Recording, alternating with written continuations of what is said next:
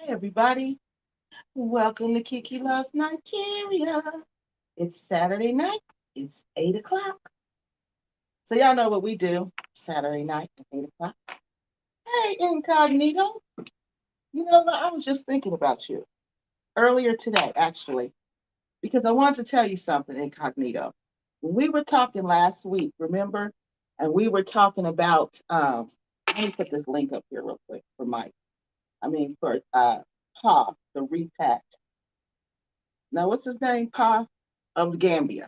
He wants to come on. So I'm going to put this up here.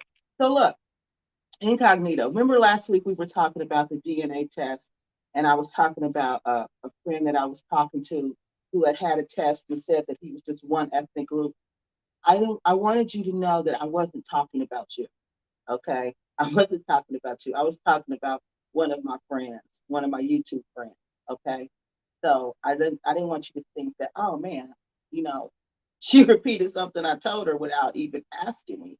So no, before I would repeat what you told me, I would ask if it was okay to do so.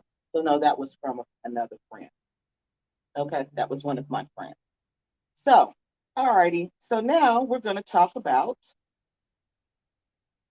Hey, welcome everybody to Kiki Loves Nigeria. Hey, Chill Neil. Welcome, welcome, welcome. For those of you who are new, my name is Kiki Loves Nigeria. I am from Ohio, and what do I report? What is my channel actually about? My channel has changed so much, but it's always been about information. So let's say my channel is about sharing information, and now we're sharing information about the Gambia. Okay, so tonight we're going to talk about. Wait, did I finish introducing myself, y'all? I got to make sure I do that. So I told you who I am, where I'm from. What do? I do qualitative research. I take my qualitative research skills and I use those skills. Hey, Dan Diablo. And I use those skills to research issues that impact the repack community, namely the Gambia, but I can use those skills to research issues in any repack community in Nigeria. Like I said, I have a story in Nigeria.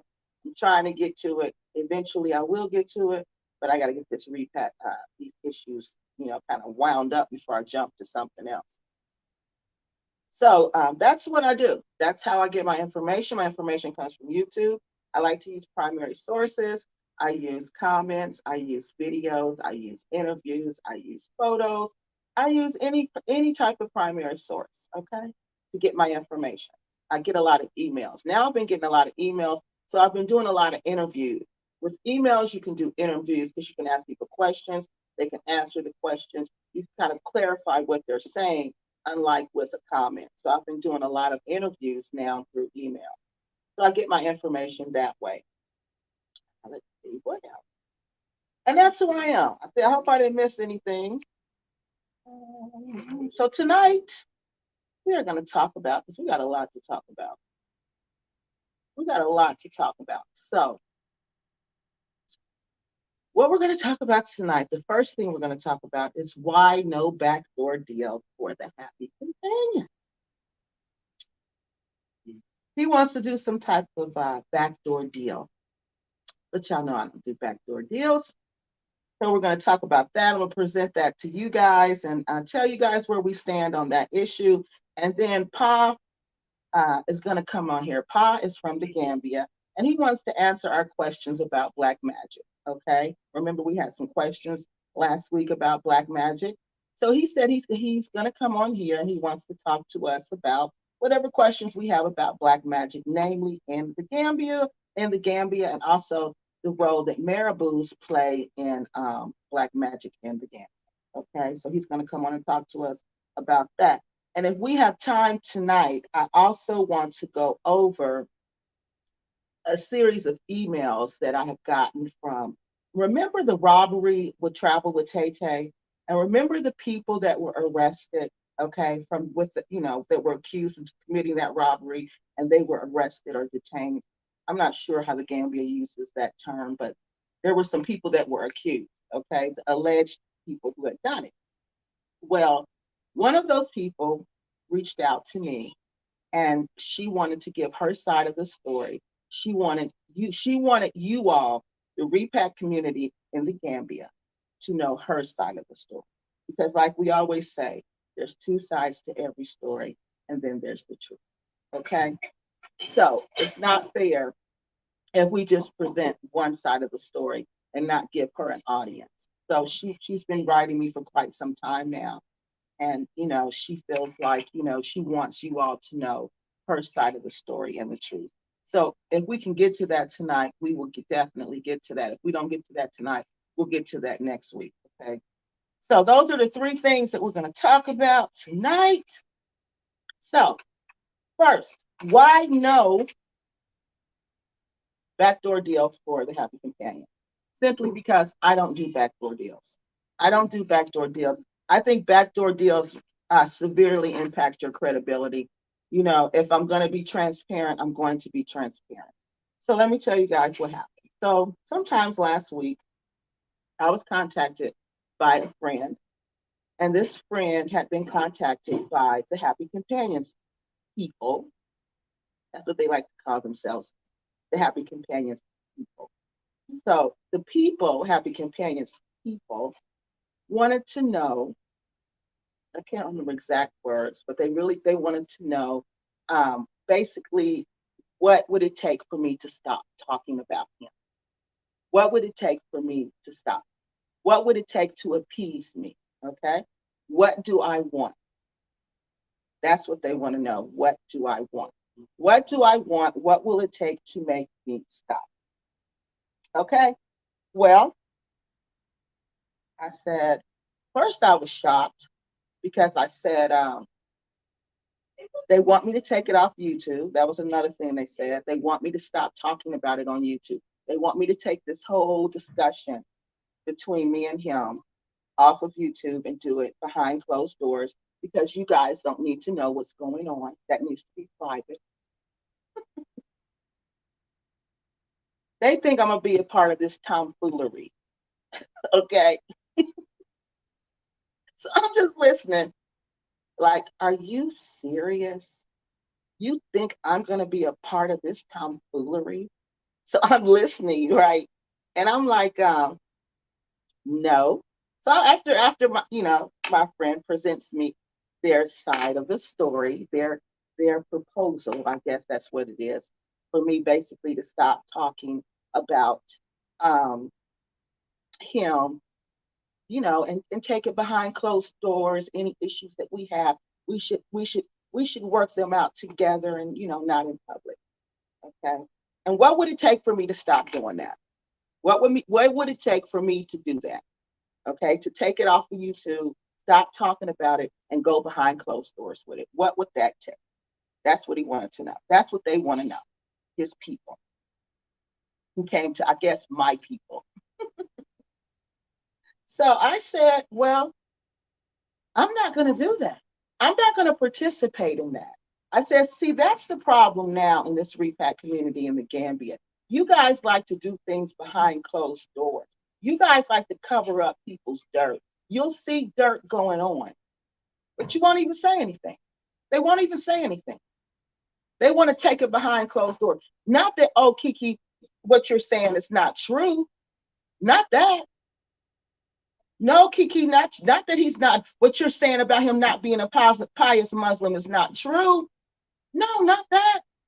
But what will it take for us to silence you? What will it take for us to get you off of YouTube talking about him and get you on somebody else and take it behind closed doors? We want to go behind closed doors, Kiki. What will that take for us to get that accomplished with you? So I said, well, this is what I want. I said, I want the happy companion to make a video. And in this video, I want him to admit to his snitching in the Gambia. I want him to admit to causing discord among the brethren. That's what I want him to do. I also want a restraining order against him because when I get to the Gambia, he will not He will not be running up on me, trying to talk to me, talking about, hey, sister, you got a minute? Sister, can I talk to you? No, no, no, I'm from the Midwest. We don't play like that. No, I'm from the Midwest. We don't play like that. Okay? We don't get down like that. You don't run up on me and you know we don't get along and you've been stalking and harassing me, creating fake profiles to communicate with me. And you think you're going to run up on me in the Gambia? No, we will not be doing that. So I want a restraining order. And in this restraining order, it must say that if he sees me any place in the Gambia, he has to turn around and leave. So if he sees me in the village, he needs to turn around and leave. Because I don't play like this. I don't play like this. I don't play at all. This is ridiculous. So those are my demands. And if I don't get my demands, then we'll just keep going. Either way it goes, we're going to keep it going. Like my mother said, if you act up in public, you get it in public. You've been acting up in the Gambia for so long. So long. Nobody has held you accountable, happy companion. You've been getting away with your tomfoolery for so long that you cannot believe you finally being held accountable for what you're doing. What you're doing. And you know what you're doing. So don't come to me. Don't come to my friend. Because see, that's again stalking. Because now you're going to somebody else to get to me. You see what I mean, y'all? This man has a mental health problem. This man is mentally ill. Again, he's trying to get to me. That's 3 different times. 3 different times he's tried to get to me. He's not my friend. Why are you still trying to talk to me when I keep telling you I don't want to talk to you?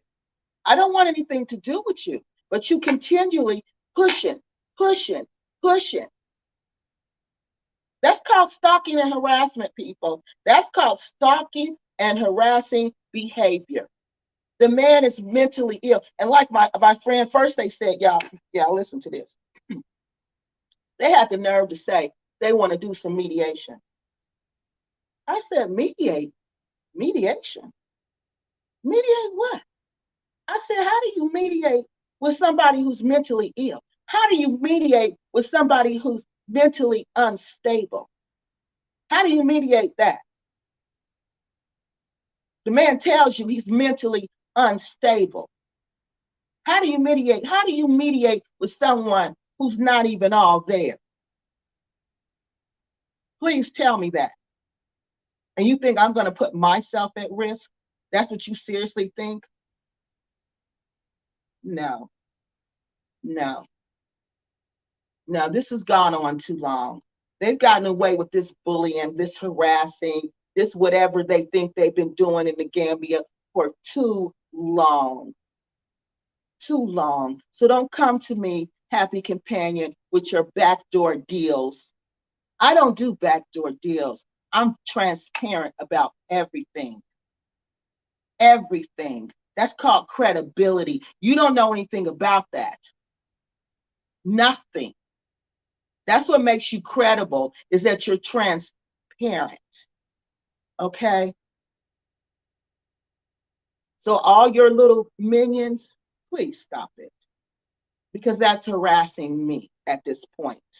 I told you what I wanted, so don't come to my friends to tell them to come to me anymore, because there's nothing to talk about. I even made a video.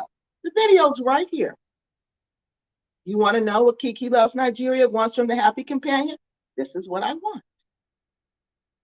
And will I report stories about you if I find something out credible about you that impacts the repack community? I certainly will. I certainly will. If it impacts us as a whole, and if we need to know, yes, I definitely will. I definitely will. You can hear that, Blair. I definitely will. So don't think for one moment that you can just go and continue doing what you've been doing. and I'm not going to hold you accountable. Oh, yeah. Yeah.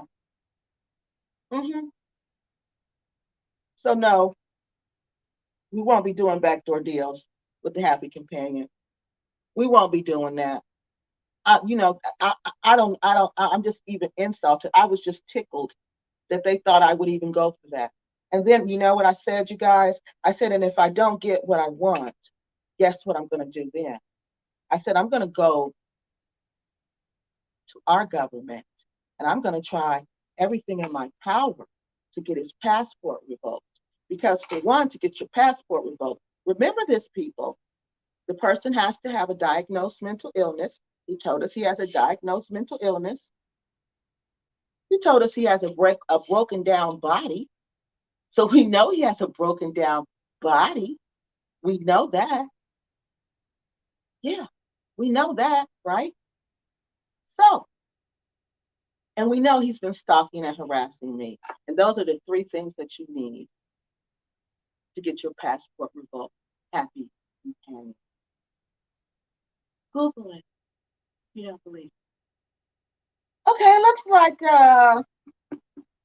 are you ready, Malik? It looks like you're here. Let me go ahead and add you. Then I have to go and unplug my mic. So hold on, y'all. We're gonna have to stop right there.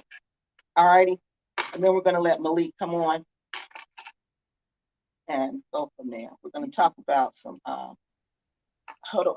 I'm gonna add Malik. Oh, I added him. Okay, let me take this mic out.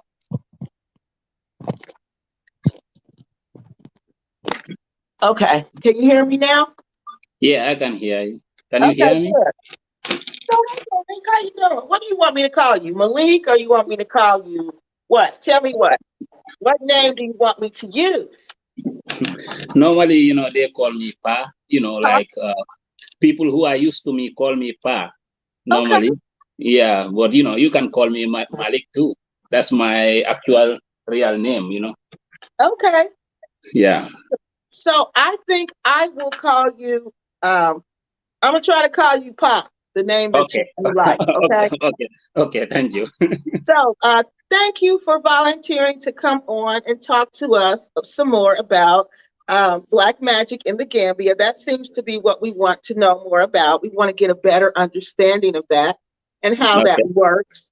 And we Okay. also want to know, I have more questions about the role of the marabou. Okay. Okay. Because Okay. some people believe that the marabou was not involved, and some people believe that the marabous are involved and that they're Muslims. Okay, that these Yes. marabous are Muslims, and some people were saying they were not Muslims, and some people were saying they were. Okay, so that was another thing that the community wanted to know. And you gave me another question about ethnical groups. Okay, and Yeah. we want to know which groups in the Gambia are kind of known for this. Like, are there groups there that are actually known for practicing black magic? Okay. Okay, Okay. so where would you like to begin? Would you like for me to Uh, ask you a question? Well, let me start with something I found. Do you want to introduce yourself, though? Or did yes. you ever? Go ahead, introduce yourself. Yes. As you said, my name is Malik. So I'm from the Gambia. Yeah. Uh, yeah, that's all, like, yes. I've been to school and I also been up to the university. So, uh, yeah, fairly, that is it. I used to work with the government before. Okay. So, yes. So, but now I'm doing my own thing. Mhm. Well, good. That's nice. Okay. Yes. Yes. So therefore, you know a lot, and you can give us a lot of information, Yes, right? I think so. I think so. The little information I get, I will try to share it with you guys and Oh, your good. viewers. Yeah. Okay. So first thing I want to talk about, I Hmm. was doing a little research on black magic in the Gambia because a lot Okay. of Gambians don't kept saying that black magic does not exist in the Gambia. Okay. Yes. But in 2009, Hmm. when Yahya Jammeh was in power, he did what a witch hunt, basically, where he Hmm. went through certain villages and just basically took people out and were just accusing these people of witchcraft and just, did all kind of terrible things to these people. So My question is, if witchcraft doesn't exist in Gambia, then how did this incident occur in 2019 with Yaya Jammeh? Yeah. Yeah, this is like a belief system in the Gambia. Sometimes people believe in witches, like in anywhere, around the world, like Europe, like Asia. People believe in witches, like the existence of witches. So, for him at the time, he thought, so, around, mostly around the area he lives, like in the Fonies, he thought that, there are these witches, who are trying to, sabotage the progress of, the progress of the people living around that area, Okay. like, yeah, killing them spiritually. That's what he believed in. And most Gambians believe in that. But, as if you are educated up to a certain level, you will tend to understand, very well that mostly people who are, accused of witches are poor people. They just look at somebody who is very poor, like very ugly, and they start, oh, they point him, he is a witch. Maybe he ate all his children. That's why he is not with nobody. So that is the main reason, I understand from it. So, but, and also because, dictator, Yaya was a dictator, as, many Gambians will say that Yaya was a dictator. And, definitely that idea, the thing he was doing, people didn't like it. Majority of Gambians didn't like it. People believe in witches, but, people don't come out, against the witches, like witch hunting. It's like, some people believe that it was a political, uh, it's a political thing, like he was targeting his opponents. So, instead of doing it directly, he do it indirectly, under the pretext that he is trying to, get some witches out of the communities. Yeah, that's what I know about it. Okay. Yeah. So also, I got another question about this whole witch hunt things, um, the Gambia. Okay. Um, so was it true that they said that Amnesty International reported that 1,000 people were kidnapped from villages and were accused of being witch doctors,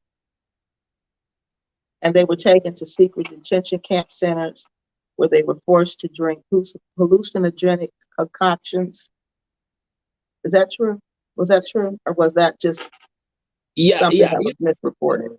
That just came to light recently, during the TRRC, the Truth and Reconciliation Commission. Is there where people, most Gambians even know about it, that, they arrested a lot of people, like, people they accused of witchcraft, you know, and bring them to a certain place, giving them concoction to drink. So all of this came to light, during the Truth and the Reconciliation Commission, that, when Yahya Jammeh left, because, of his, people accuse him of a lot of things in the Gambia. So when he left, they set up a commission trying to investigate, some of the stuffs he have done in the country. So that came to light that, he was, like, uh, pursuing witches, but it's not all over the country. We should understand this was mostly around the area of Foni, where he hailed from. He is from the Foni, like, region. All of this happened there. Some, there is a village called Jambur around in the Combos. According to the TRRC, it also occurred there. But most of these things happen within Foni areas and government institutions. People who were opponents to him, he take advantage of them. By, if he want to kick you out, he try to be accusing you of witches and all of those stuffs. That's what actually happened. So it's not like, because there are witches everywhere, people trying to look for them around. No, it's not like that. You know, yeah, So you think it was more like a political move? So exactly. Yeah. So therefore, so does that mean that there was like a base of people there who were really superstitious, or a base of people there who really believed in witchcraft? For him to, say that or use that as a political ploy, it had to be like some people there who believed like in witchcraft heavily, you know. Yes. So was that the case, you think? Yes, that is the case. I can say that is the case, because most Gambians, even when I was a kid in Gambia, a lot of people think that witches existed and witchcraft is something that people do. But if you look at it very keenly, you will realize it is always targeted and to poor people. Very poor people and wretched people are accused of witches. So if witches exist really, that means it has to go across the society, whether you are rich or poor. It has to be in all areas. But in Gambia, it's like they accuse poor people who are very poor or living alone. They will say, oh, he is a witch, and people will just go with the concepts. He is Mhm. a witch, but normally around Fonyi areas, Yaya, because of the belief, he took advantage of that. So he will go after his opponents, because of that, and get them out of the political spectrum. Mhm. Yeah. That and that yeah, that is the location that they said that these kidnappings took place, these witch hunts took place, was in that region. So you're Yes. absolutely right. It Yeah. did take place there. Yeah. And something else they had mentioned that I had a question about, like like the Green Boys. Are you familiar with that term? They said it would the Green Boys would go around doing this. Is that Yeah. true? It And who are was. the Green Boys? Yeah, it is not actually the green boys. Like every country, people, the political parties, like presidents, they have their own people, like doing promotions for them. Going around supporting them. Being around them. So when this actually happened, like the green boys who were loyalists to the ex-president, where they were not actually part of the thing. I think it was just a propaganda move. Like they will be following the witch doctors, and by the way, those witch doctors are not even from the Gambia. You know, yes, they are brought from other countries who believe in it, and they believe, oh, we can identify witches even by looking at them. Mhm, That is not possible. So they just go around, mhm, like opposition strongholds or people they feel that, oh, they are not doing very well with us. So they will be pointing out people, and, people will just be accusing them. They will give them concussion to drink and all of those stuff. So, but actually, a lot of people I had, according to the TRRC, that a lot of people die as a result of, drinking concussions, and all of that.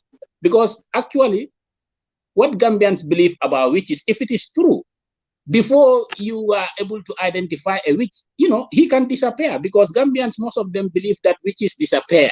Like they, they they fly, they disappear, they, whatever. So how is it possible that, they just come to your house, pick you up without you noticing, if you are a witch, if really witches exist? So to me, I think that is basically a political move, rather than actually magic or witchcrafting, something like that. Yeah. So do you believe in witchcraft? Do you personally believe in witchcraft and black magic? What? Witchcraft and black magic? Oh, Do I you personally believe in witchcraft and black magic? Do you believe in it? no, actually, me, I don't believe in black magic or Hmm. witchcraft. No, I don't believe in it. Okay. Uh, Yes. can you tell me, do you mind telling me why? A little bit, elaborating and explain to us why you don't believe it? Yeah, because I just see that it's like they accuse people. They are not fair in if in the way they report it. Like they always accuse people who are very poor, vulnerable, and they don't have nothing. Those are the type of people they accuse of witches. But we never accuse rich people. who could also be witches because maybe their status or whatsoever. So people look at people who are very poor and they accuse them of witches. So that's why I don't believe in witches and witchcrafts.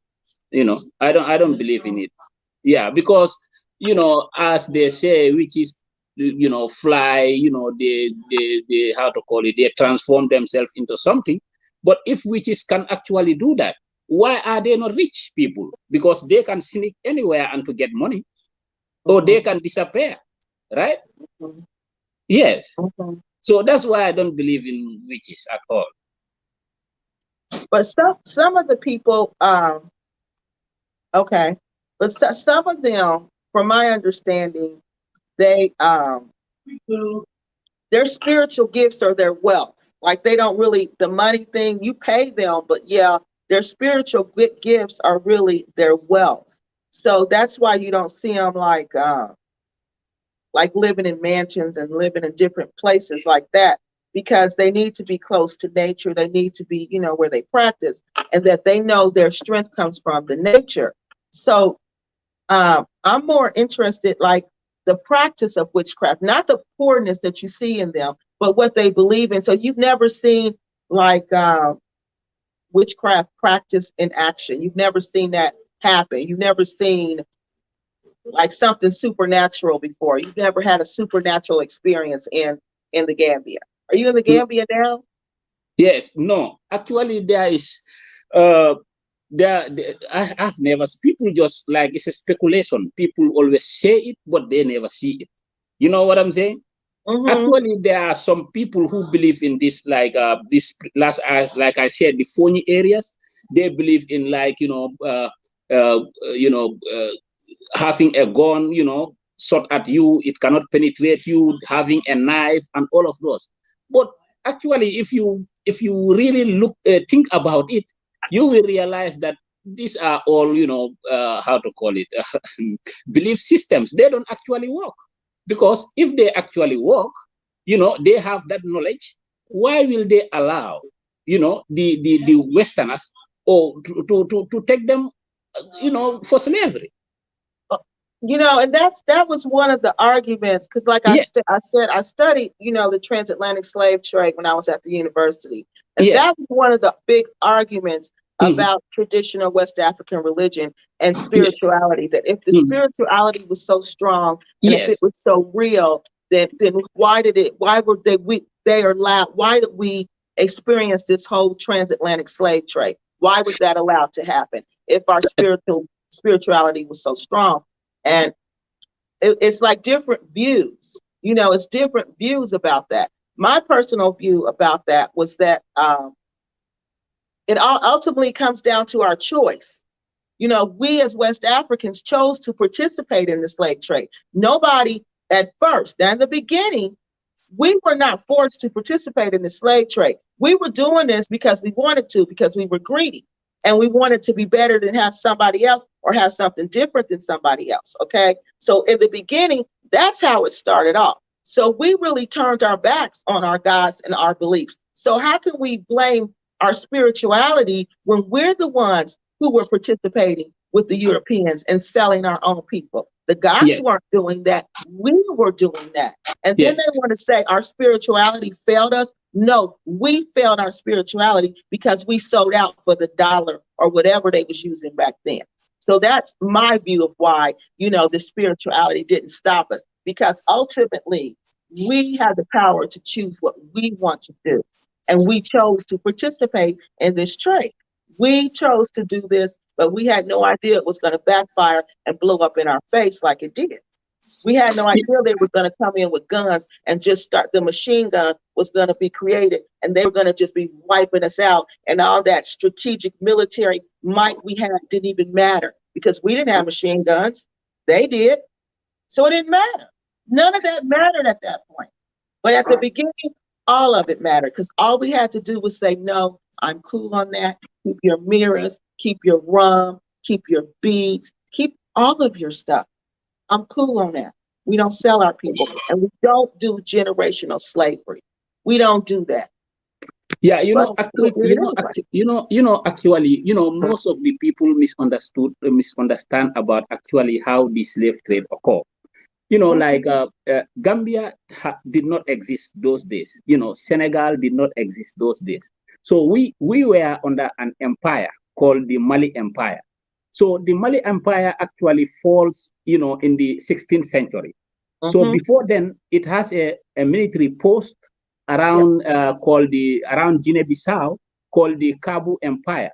So the Kabu Empire solidified its strength and control the area Gambia, Senegal, southern part of Senegal, and Guinea-Bissau. That was exactly that empire. That was the empire that existed from Okay. the 16th century to the around to the 18th century. Mm-hmm. So during those times, there were no slavery. Okay, so what happened was the kingdoms actually around that area, Futa Jalon, I think you know about it. The Futa Jalon Empire and the Kabu Empire fought. That was the last battle they fought. That was around in 1867. That was a war they fought, and actually after the war, both sides, suffered very heavy casualties. You know, and during those wars, the tribes around that area, the superior tribes usually, have captives of war, and if the white people came, they will exchange them with guns so that they will fight other empires or kingdoms around the area. So there was no Gambia existence during those days. So many people, or many like Westerners, think, okay, the white people just come to Africa, they just been arresting people and taking them in the board. It was not like that. You are right that our people, during wars, you fight, you have captives, you need some weapons. You wait for them. That's why you have trade posts. There we are not in like if you look at the Gambia, you don't have like castles. It's like a trade post. If they come, they disembark at the port, they negotiate with people, they sell things, people start selling them people, and they were getting guns out of it. So actually there were no Europeans that until after the during the colonization in 1884. That was when the colonization actually started. And the colonization was actually, when they came, they fought with a lot of people. The Samori Ture fought with them. The Musa Molo fought with them. Yeah. Yeah, they have superiority over that. And that colonization was not actually like they were the kings. No, the kings at the time were the people ruling the people. Like it was like what did they say it in English? I don't know. Like it's like a indirect rule system. That was what was happening. People don't even notice that the British or the French are around. People living in the provinces, they don't know. It's just people living around the areas they live in will tell you, oh, we see white people here, like, they are the one in charge. Because we don't deal with those the concepts of modernization they actually have in the West. So it's quite different. People were interested in going to the farm, making their food, and coming back home. That's all. And actually, in Gambia, people were being Muslims. This also is a misconception. People misunderstand. Okay, if people have been Muslims, most of the people they take like as slaves to America, they've already been Muslims, because Gambians become Senegambia region, like the Mali Empire became Muslim, over 900 to 1,000 years ago. When they had contact with the North, because remember there were businesses between the Mali Empire. The Mali today is not Mali, actually. The Mali today is just a country. But the Mali yesterday, before independence, it was a vast land covering from Mali today up to the Gambia and Senegal. You understand? So they have already been Muslims before the contact with this is very recent, 1884. That is like less than 300 years ago. Exactly. So they have in the Gambia, those people have been Muslim like me. Most of the Gambians, if you ask them, when did you become a Muslim? They cannot even remember because they've been Muslim. Their grandparents were Muslims. Those people's grandparents were. I can count like 5 of my grandparents who were Muslims, and that is like 5 generations. Yes. So yes. Yes. Yeah. Mm. So that's really interesting, and you're absolutely right.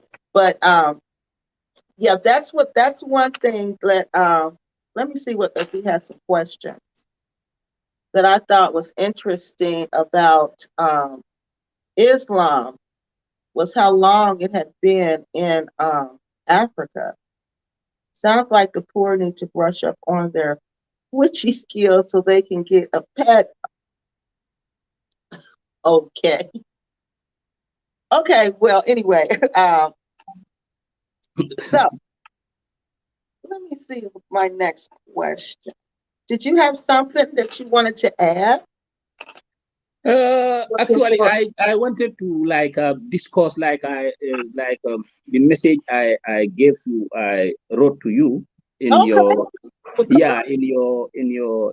email regarding Gambia. So I wanted to say that like Gambia, you can say like in 2 forms. You know, if you want to know Gambia, you have to know exactly the people living in the Gambia. Yeah. So yeah, it's Gambia before independence and Gambia after independence. Gambia before independence, there was nothing, no country like Gambia. People need to understand that, you know. And Gambia gained its independence in 1965, which is like 57 years ago. Yes. So, okay, hold on. I got a question. You said there's no country like the before. Repeat what you said about the Gambia before independence. Yes, before independence, you know, like there was nothing like a country called Gambia. You know what I'm saying? No, Yes. explain. Oh, you mean there was no country called the Gambia Yes. wasn't a country. It wasn't Yeah, in it wasn't. existence. Yeah, it was a colony. Like in 1884, Oh, as you know, okay, yes, it was a after colony. the Berlin Conference, you know, Right, okay. the Gambia, Africa was demarcated into various countries.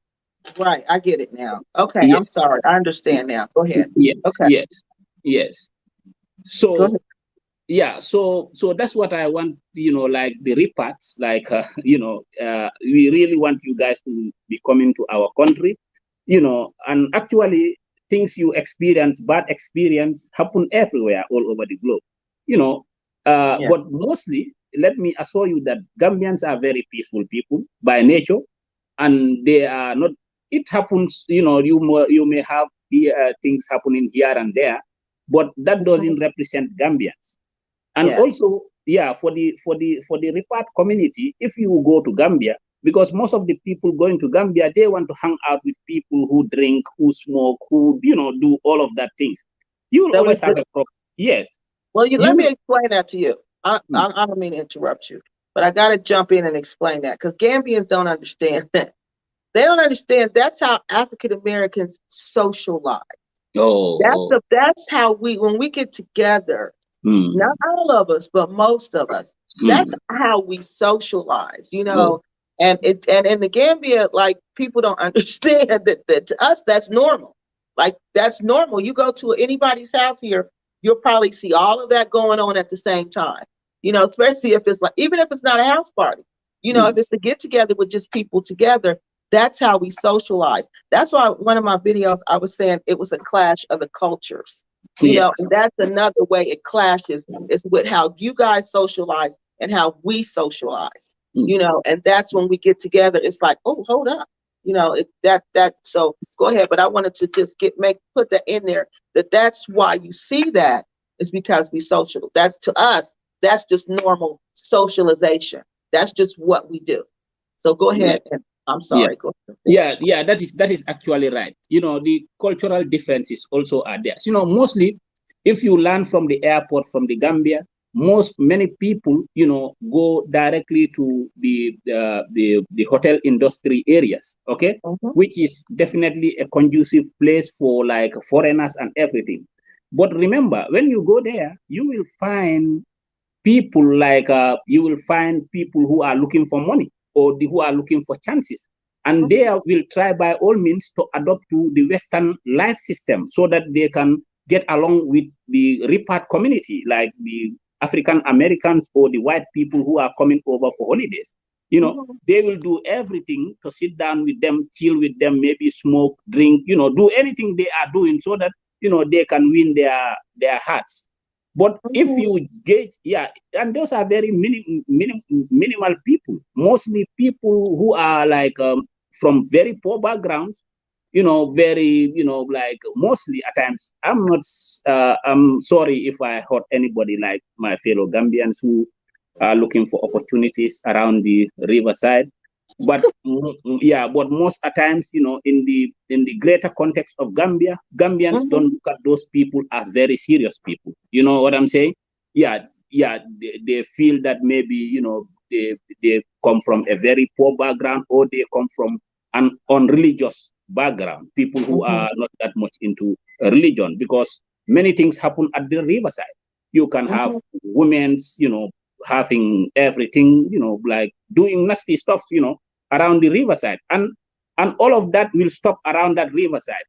But if you want to really know Gambian community, you have to get into the community, meet real people, meet people who are cultured, who are disciplined, who have work, then you will know what exactly Gambians are from that perspective.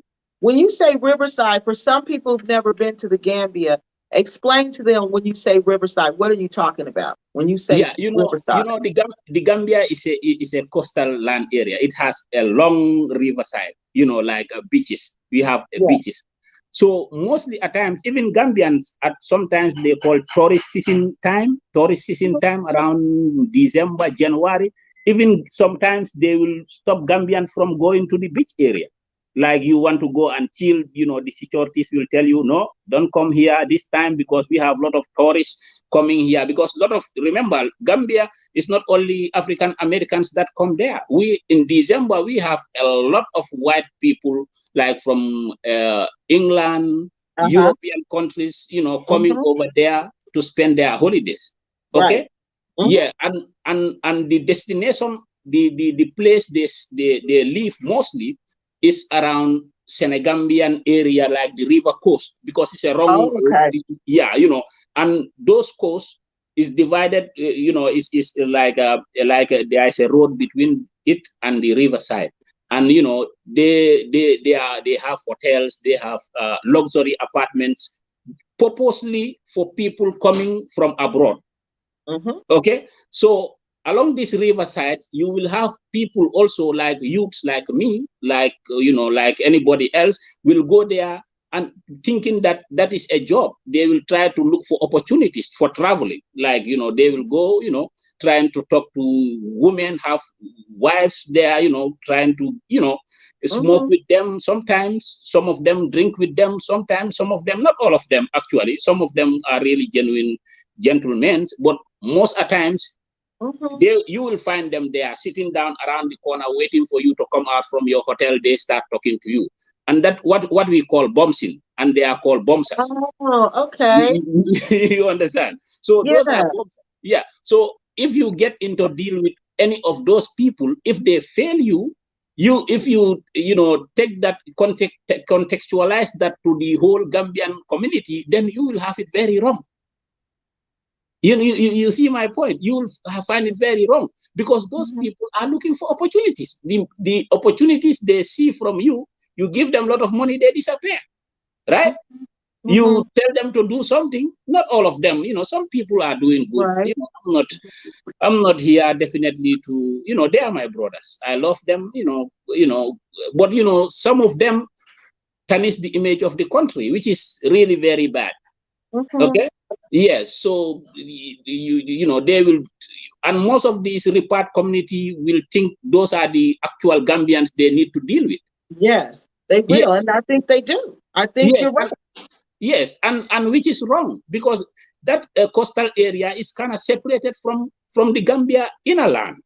So if you go there, you spend all your life around the coastal area, then I don't think you will know the country very well, because you will take information from those people, and whatever information they're giving you, they're trying to survive. That's what you need to understand. Mm. You see, so if you follow those information given to you by bombers, you will try to gauge all the Gambia is like that, when actually it's a complete different environment setups. Oh wow, I You, cannot believe it. you see, so I've been following your Wow. programs. I understand where you coming from, but I think most of the people giving you information are bombers. Like yes. No, you didn't say that. You said I think your information is coming from the bumpsters. Yes. That is funny. But why you no seriously? Why do you say that? Why do No, you think these are the people promoting that lifestyle? Why do you think that? Seriously, seriously. what? Why do you think that it's the bumpsters that are giving me this information? Because I know they are into that. Mostly they want to talk to people who are abroad. That is their profession. You have to get that. That is their profession. They want to get money from you. And actually, if people who want to get from money from you, they will tell you everything that is sweet, right? To get Mm-hmm. money from you. Or they will try to talk bad about something, even if it is not real. Maybe it happened once occasionally. They will try to talk about it, which actually, is really very bad, very sad for you to be a citizen of a country, and talking bad about the country, and Mm-hmm. when actually there are very very good people in that country. And the next thing also I notice, Mm-hmm. that most of the repat community, actually, as you said, they want to mingle with people they find around the riverside, like the bombing areas, like Okay. the hotel industry, the lodges, those places. Most Gambians will find those places as dirty places. Like, if mostly Gambian people, like Mm-hmm. I'm a Gambian, some people see me going to a lodge, a Gambian saw me, recognize me entering a lodge, he say, is this pa entering a lodge? Why is he there?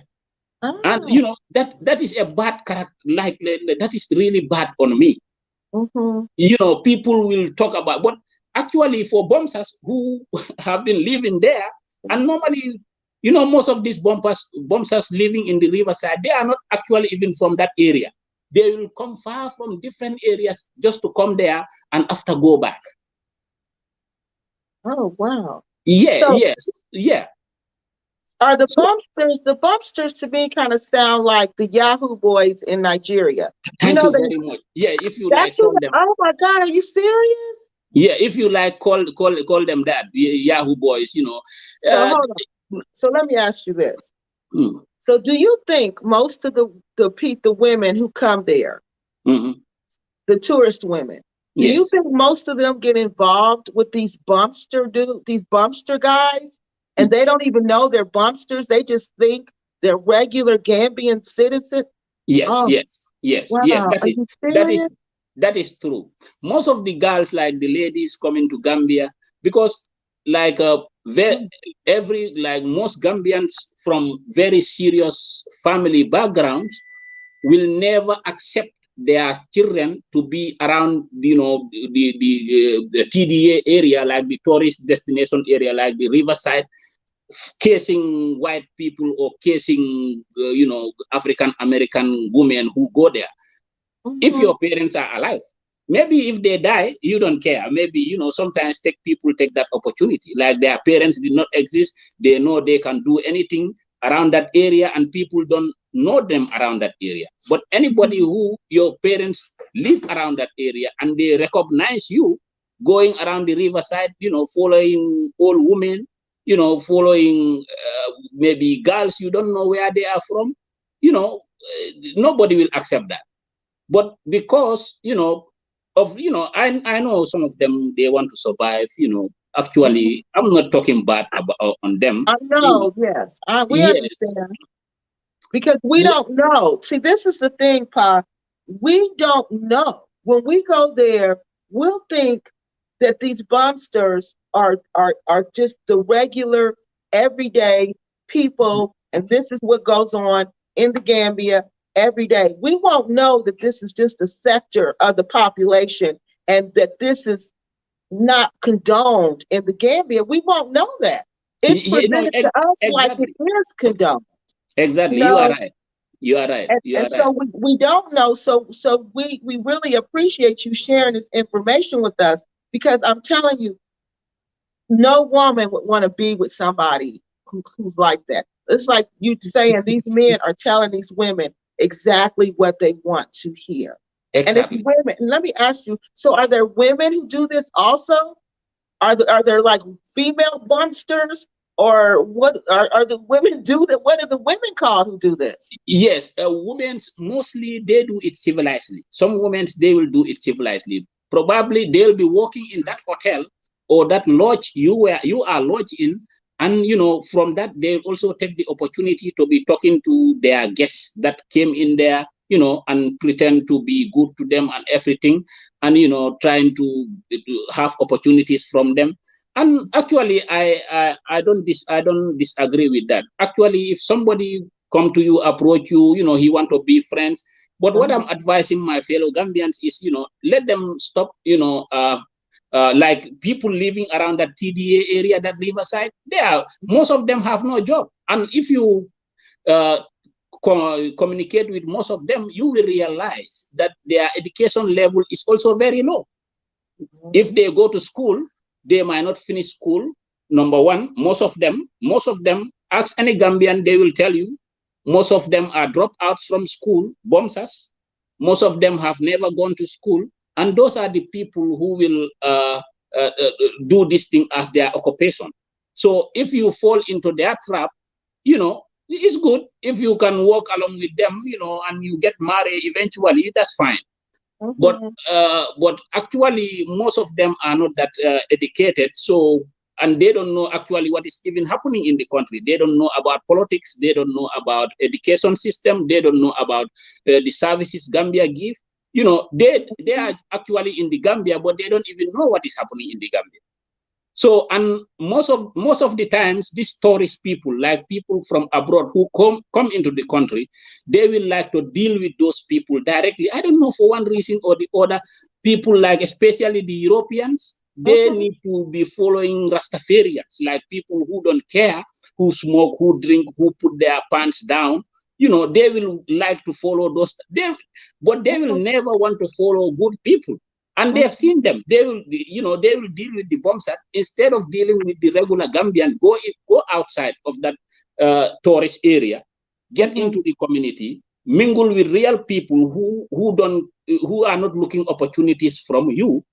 They will show you the town. If you want a land, they will help you to purchase a land.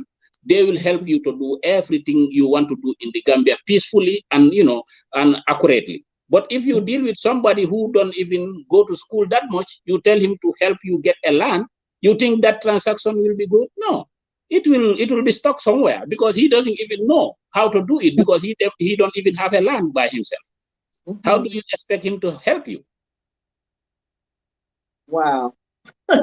So that's what's really going on. So Yeah. that's exactly what's going on. So how? So then how the problem becomes? Then how do they not meet these bumpsters and these dumpsters as as one of the Miss Farmer or Mr. I'm not sure if this is a man or a woman, but one of the someone in the comment section called the women the dumpsters. So Yeah. how do they not meet these bumpsters and these dumpsters? What do you do? How do They, you they, not? How do you meet regular Gambian people? How do you do that when you're a yeah. tourist and you don't know people? How do you do that? How does that Yeah. happen? Yeah, it's gonna be very difficult though not to meet these bombers, because I am not like trying to tell you guys not to meet these Gambians, like these bombers or whatsoever. What I'm saying is, if you want to, because if you get into the Gambia, you will book for your hotel, right? And Yeah, that hotel is normally at the river banks of yeah, the it is. Gambia. Uh-huh. Okay, so Yeah. if you get there, those people are already there. They are sitting around the corner. If you go, you will see them. You will see them Yeah. walking around. Not Yeah. not. You think somebody who is serious will be a grown-up man, somebody who is really, trying to do something better, will just be walking around the hotel side. If they see you walking out, they say, "Hey, how are you?" They start greeting you, they start following you. Those are not they are Gambians, they are our brothers and sisters, but it's shameful though. That those people, those did not represent Gambia at all, because they don't even know. Most of them are not that educated. Most of them are dropped out. I'm sorry, for some of them are from poor backgrounds. We understand they are looking for opportunities, and I'm trying for this, to call it, a repat community, to understand that, if they can help them, like you see somebody, you like him, you love him, you want to help him, you can be together, get married, settle down, whatsoever. It's our Gambian brothers at the end of the day, because there are not a lot of opportunities, as you know, in Gambia. Most of our economy come from agriculture. We have some service industry, and also we have tourism. Tourism, play a very key, key role in our society. And people, there are people working genuinely in the tourist industry, like employees, in the industry. And there are those who don't work in the hotels, and they are not managers of that company, but they just sit around.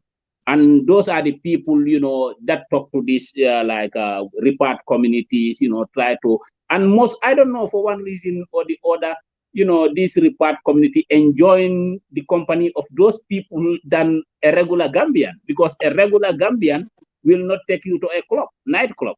He will never take you to a night, because he will be fearing people recognizing him there. And yes, a regular Gambians will not be putting on this skirt, this I don't know, type of dresses they put on, you know what I'm saying? Because those are shameful acts, and the areas you can only do them is around that TDA area, that riverside area. You can put on whatever you want, because we are also trying to encourage, Western life system to get. Remember, Gambia is getting a lot of money out of that tourism, because most from England, like Thomas Cook, you heard about it, that flight from England. They come with a lot of thousands of tourists every year. They want to come there, and most white people also, remember, marry Gambian women, and they have their own compounds. They are settled in Gambia, a lot of them.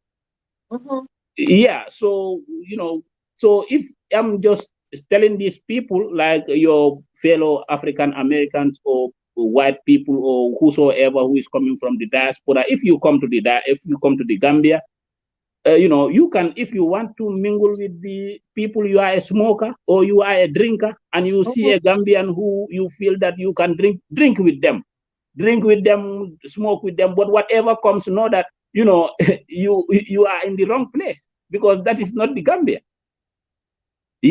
So, but if you want to meet real good people, go out, see people who are working. They already have their profession. They are working. They don't need much from you. Okay? So they will tell you the right thing, and they will guide you into doing the right stuff. But if you want to follow people who are like me, like club boys or whatsoever, then you will tend to get into a lot of problems. Yes. So what are some of the problems that you could see that they would get into, that these tourists, whether they're African Americans or whether they're Europeans, anybody who are dealing with the bumsters and the dumpsters, what's some of the problems that they could foreseeably get into? Yeah, one of the problems they may get into is like a bumster trying to follow a lady, and he become her friend, and they are talking. Another bumster also trying to follow the same lady, and at the end of the day, these two people class, they may fight. And if they fight, now the result will be you will be terrified. You will think, oh, Gambia, you will be discouraged anyway. You will feel that, people are like this, violent. No, it's not like that. But they themselves will be fighting it over you, because all of them need an opportunity. and definitely, if you go, this thing is across the world. Anywhere you go, you will find people trying to look for survival from other people. Like especially if you go to Egypt, you will see people who will be trying to buy things, sell things to you at a higher price because they know that you are a foreigner. If it is $2, they will tell you $10. That is opportunity. If you come to America, they will, people who are newly arrivals, they will tend to, tell you a lot of stories that actually, or fool you in many things. So it's everywhere. It's not only Gambia, restricted to Gambia, but, I don't know one reason for the other. I think because our hotel industries are all at one side of the community. That's why these things happen if I'm analyzing. Because if at all maybe the hotels are within the community where people live, actually it will be different. Because if you come out from your house, you will meet people and they will take you to their houses, they will talk to you, you will know the culture and everything. But if you are separated, if you come out from your hotel, you don't see nobody. You see just one boy or three boys calling you, hey, come here, let's have a chat or whatsoever. So those are the people you will think, oh, they are friendly, they are the real Gambians. And that actually, I don't think that it represents Gambia at all. Oh, wow. Yes. I'm just so glad now that I didn't stay at that Tamalia resort because, that's exactly the area where I was supposed to stay.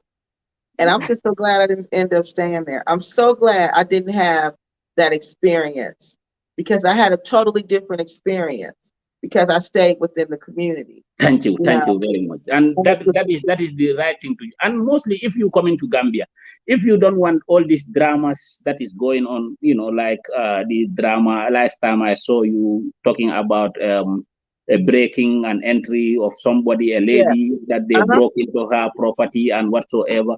I understand the boyfriend, the security, they don't deal with serious people at all. That is my conclusion. I don't know.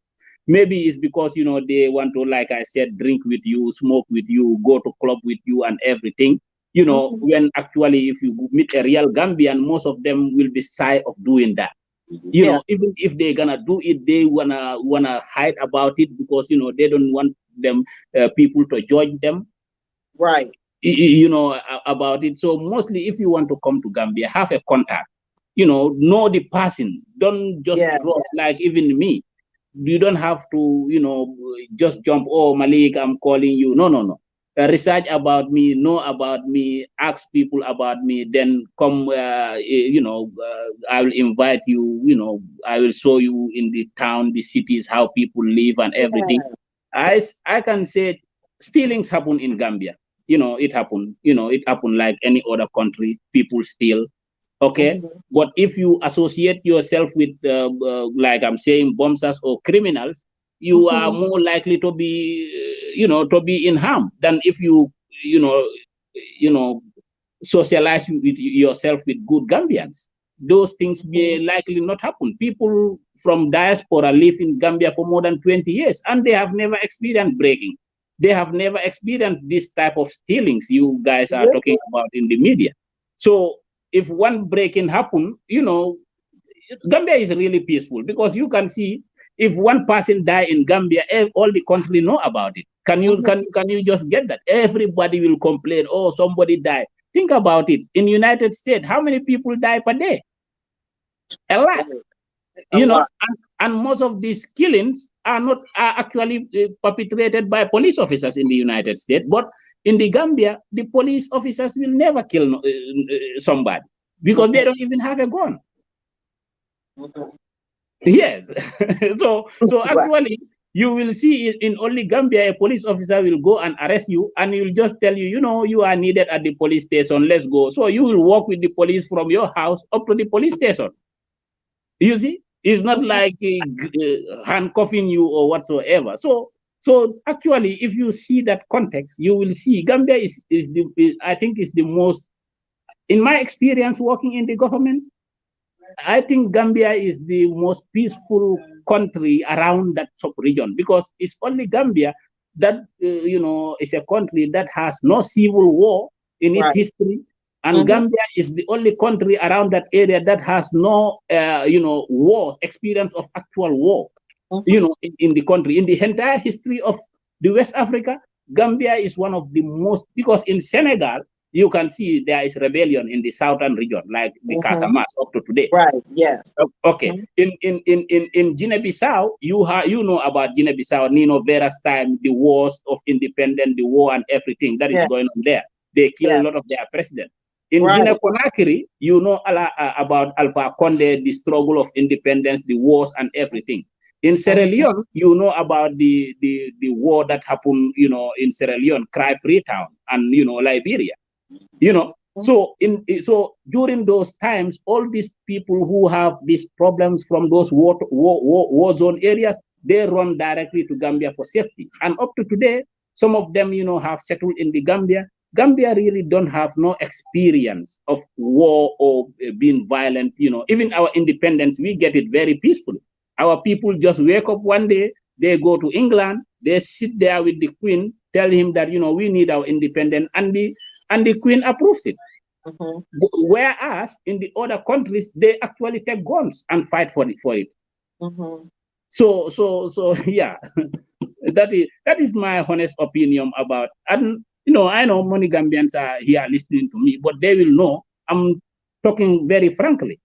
I don't need nothing from you. I don't need nothing from nobody, from the Gambia or whatsoever.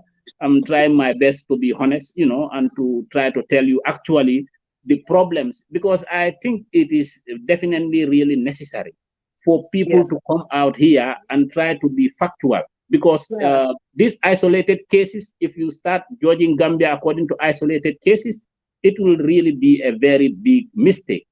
Right. Yeah, that's why I just come here. You are doing a great job. Continue doing your job. Just why I want to come here to make things clear so that you guys will understand. If you want to deal with a Gambian, like don't just book your flight, come to Gambia. You can book your flight, come to Gambia, but your destination is at the hotel area. Move out of the hotel area, go into the community, meet Gambians who are really hardworking people, not people who don't have no occupation. You want them to depend on you. And if you want somebody to depend on you, at the end of the day, you will always have problems, because once he don't get things his way, or he don't get money he is needing from you, he will start, stealing from you or causing troubles for you. Yeah, and if you want to live that life, well, that is fine. You can go meet anybody you want, but if you really want to meet people, go out of the community, meet people. You can meet these bombers, you can meet everybody, but if you meet a genuine person, you will be able to know that this is a genuine person, this is hardworking, this, he don't need much from me. Instead, he is teaching me his culture, his environment and everything. He'll be honest to you. Right. Yeah. Yeah. Yeah. And but there again lies the breakdown, because how do we meet these people? That's where we have to bridge that gap. It has to be some kind of gap where we bridge, where, we can get inside the communities and get to know the people, because the community is where you really get to experience the culture. And that's what I really like about, Africa, West Africa, is experiencing the different cultures. Now, speaking of different cultures, you wanted to talk about another thing you want to talk about. You said you want to talk about the tribes and the ethnicities of the Gambians and the differences in the cultures and their belief systems. Yeah. So in Gambia, we have like around 7 tribes, mostly. There may be other tribes, but they are very insignificant tribes, if you want. They don't have the numbers, but the 7 tribes have the numbers, and like the Mandinko, we call it Mandinka. We have mostly you guys call it Mandinko, or some we call it Mandinka. We have the tribe called the we have the tribe called the Wolof. We have the tribe called the Sarahulle. We have the Fula. We have the Jola, and we have the Serel. These are mostly, there are 7 ethnic groups that you can actually have statistic on in the Gambia. 7. These are the 7. So the majority of these ethnic groups is the Mandinka tribe. They constituted about 45% of the population. So some people might argue that it's less than that, or it's more than that, or it's 50 or 45.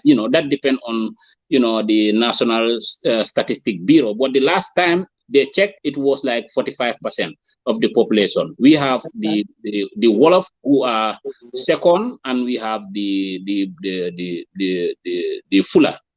So many a times, around, if you live around the Combo area, like the urban area, they will speak mostly Wolof and Mandinka. Those are the dominant languages people speak.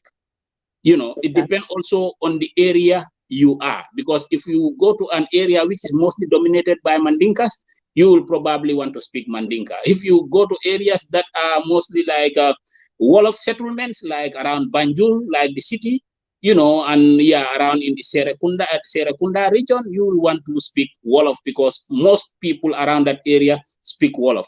But if you go to the provinces, that is a different story, because if you go to the provinces, you have to mostly around the Badibu area, you have to speak Mandinka mostly if you want to communicate. If you Jara, most of the places you need to speak Mandinka to communicate, aside from the urban areas.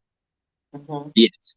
So that is that. And also, we predominantly Gambians are Muslims. We are about 95% Muslim. As last time I text in your this thing, we are like 95% Muslim.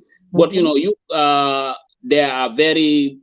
there are certain sect of Muslims who are very, very, I can say, very fundamentalist, like very real, very good Muslims, if you like to say it that way. And there are people who are like kind of how do you call it? Really, they are kind of tolerance. They have that tolerance, religious tolerance in them. And there are people also among the Muslim community who also are not good Muslims at all. They have just the name called Muslims, but they are actually not actually good Muslims, because they are not practicing Muslims. But mostly they are, because if you see a Muslim who drink alcohol, that is not a Muslim. Because obviously, if a Muslim drink alcohol according to Islam, you are no more a Muslim until you how to call it, you repent. And because yes, and repent, and forget about it, and never regret about it, and never drink alcohol. So these are the type of Muslims we have in Gambia. So we also have Christians, like 5% of the population are Christians, but Gambian mostly we are very tolerant to the Christians, because we've been living with them for centuries, even though Christianity came before Islam, because Islam was in Africa before, especially in Gambia, Senegal, and Guinea, around that area, before Christianity came. Is the Christianity came into the country very recently, like maybe in the 18th century to the 19th century. That is when Christianity came into that country. So nobody can tell you that they were Christians before 18th century in the Gambia, but people can tell you they are Muslims before even 17th to 16th century. So so Gambia religion, actually we don't take it as like a fighting material, like fighting other faiths. No, we collaborate in everything we do. We respect our Christian brothers and sisters. We enjoy our holidays together. We embrace each other. Sometimes we even marry each other. You understand? Most times, Muslim men marry Christian ladies, and there is nothing wrong with that.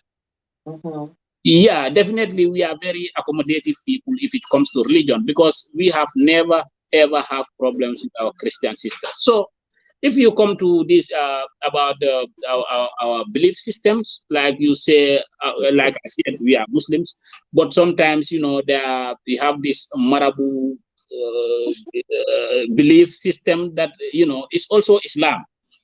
Remember, every faith have their own, how to call it, secret way of doing things. Yeah. So in Islam also we have these people who call themselves marabous, like yeah, it's different from me. It's kind of different from voodoo. because voodoo stuff, you believe in spirituality, you believe in ancestral worships. Gambians are not involved in ancestral worships. No, I think no Gambian will come in this platform, yes, and tell me that we believe in ancestral worship. Gambians never believe in that before. What, yes, what they believe in, like they believe in God, they believe in prophet, they believe also that the Quran, like the book in the Islamic book, the Quran, have some mystic knowledge, secret knowledge that they can use to, to cast out devils in you, like Christians do also in churches. You see Christian casting out devils from people, right? Yes. Yes, in the church, shouting, and all those. So in Islam also, we do it, but in a different way. We don't publicize it. We don't go to the church, take a video camera and do all of that. So what they will do is they will sit in their houses. If you have a problem, like you feel that, you are not feeling okay, you have some spiritual problems, you go to them, they will pray for you, and even some go to an extreme, because that is the normal way it should happen. You should go to them, the sects. In some countries they call them the sects, but in the Gambia and Senegal we call them marabous. So you can go to them, they will pray for you, they will tell you, okay, this is like they will slip over it, they will take your name, your mom's name and whatsoever, they slip over it, and in the morning they will call you to come. If you come, they will tell you these are the charities you need to give out, like you need to give out this, like sugar, rice, some even will tell you bulls or cow or whatsoever. So that is different from black magic. And I think they're kind of similar, in their sacrifices, but they are kind of they are different in nature, because this one is actually, based on religious belief, and people use that religious thing to actually do certain things. They feel that, the religious, Islam can help you cure, because we believe in Muslim. They believe that the Quran can treat all diseases. The Quran talk about everything. Okay, that is what the people believe, and people will go to these sects or the marabous to pray for them. So if they sleep over, they will now tell you, okay, you have this problem, I guess, this is coming on your way. So, but if you give out this charity, this thing will never happen to you. Like you are going on travel, they suspect that if you go to the or on the way, your car may capsize, it may fall down or whatsoever, and they will pray for you to give certain charities. If you get into that journey, you will go smoothly. Those are the things they do as marabous. Yeah. So I have a question for you. So tell me then, okay, so what is black magic? How do you define black magic then? Yes, exactly. So black magic, like we have a name for it, like we call them batutas, like people who do black magic. Black magic is something like a trick, right? They trick you. If somebody come to, like we see it in Gambia, it happens. They will come to the market areas. Okay, they will take a leaf and put it in some red stuffs, put their hand in it and just remove money out. They show you money. Oh, this thing turned to money. I think that is what is called black magic. That is magic, right? So that is how I perceive magic to be. Like especially around in Nigeria also, they do it extremely. You will never see the way Nigerian practice their voodoo thing in the Gambia practice. I've never seen it. I've lived in Gambia for over 34 years now, but I have never ever the way in Nigeria also. I'm not sure, because some of these things that happen in the movie may not actually happen in real life. You understand? So, but like going to the big thick forest, praying, and people be magically appearing, solving your problems through that. No, that doesn't happen in Gambia. I've never seen. If somebody have seen it in Gambia, or a black American who is in the Gambia and taken to the forest trying to do all those things, let him please contact me, because I've never seen that, happening in the Gambia, because that is like a voodoo. A voodoo and marabou are different. They are similar, but there are some distinction between them, because this one is religious, this one is not religious. Yes. So the one that does black magic. So when they say that people, African Americans, are going to see the marabous that to do black magic in the Gambia, so you don't think that's true, or you do think that's true? No, I think it happens. They can go to a marabou, a marabou, and tell them their problems. Maybe they're fighting with somebody, and we have some bad marabous in the Gambia.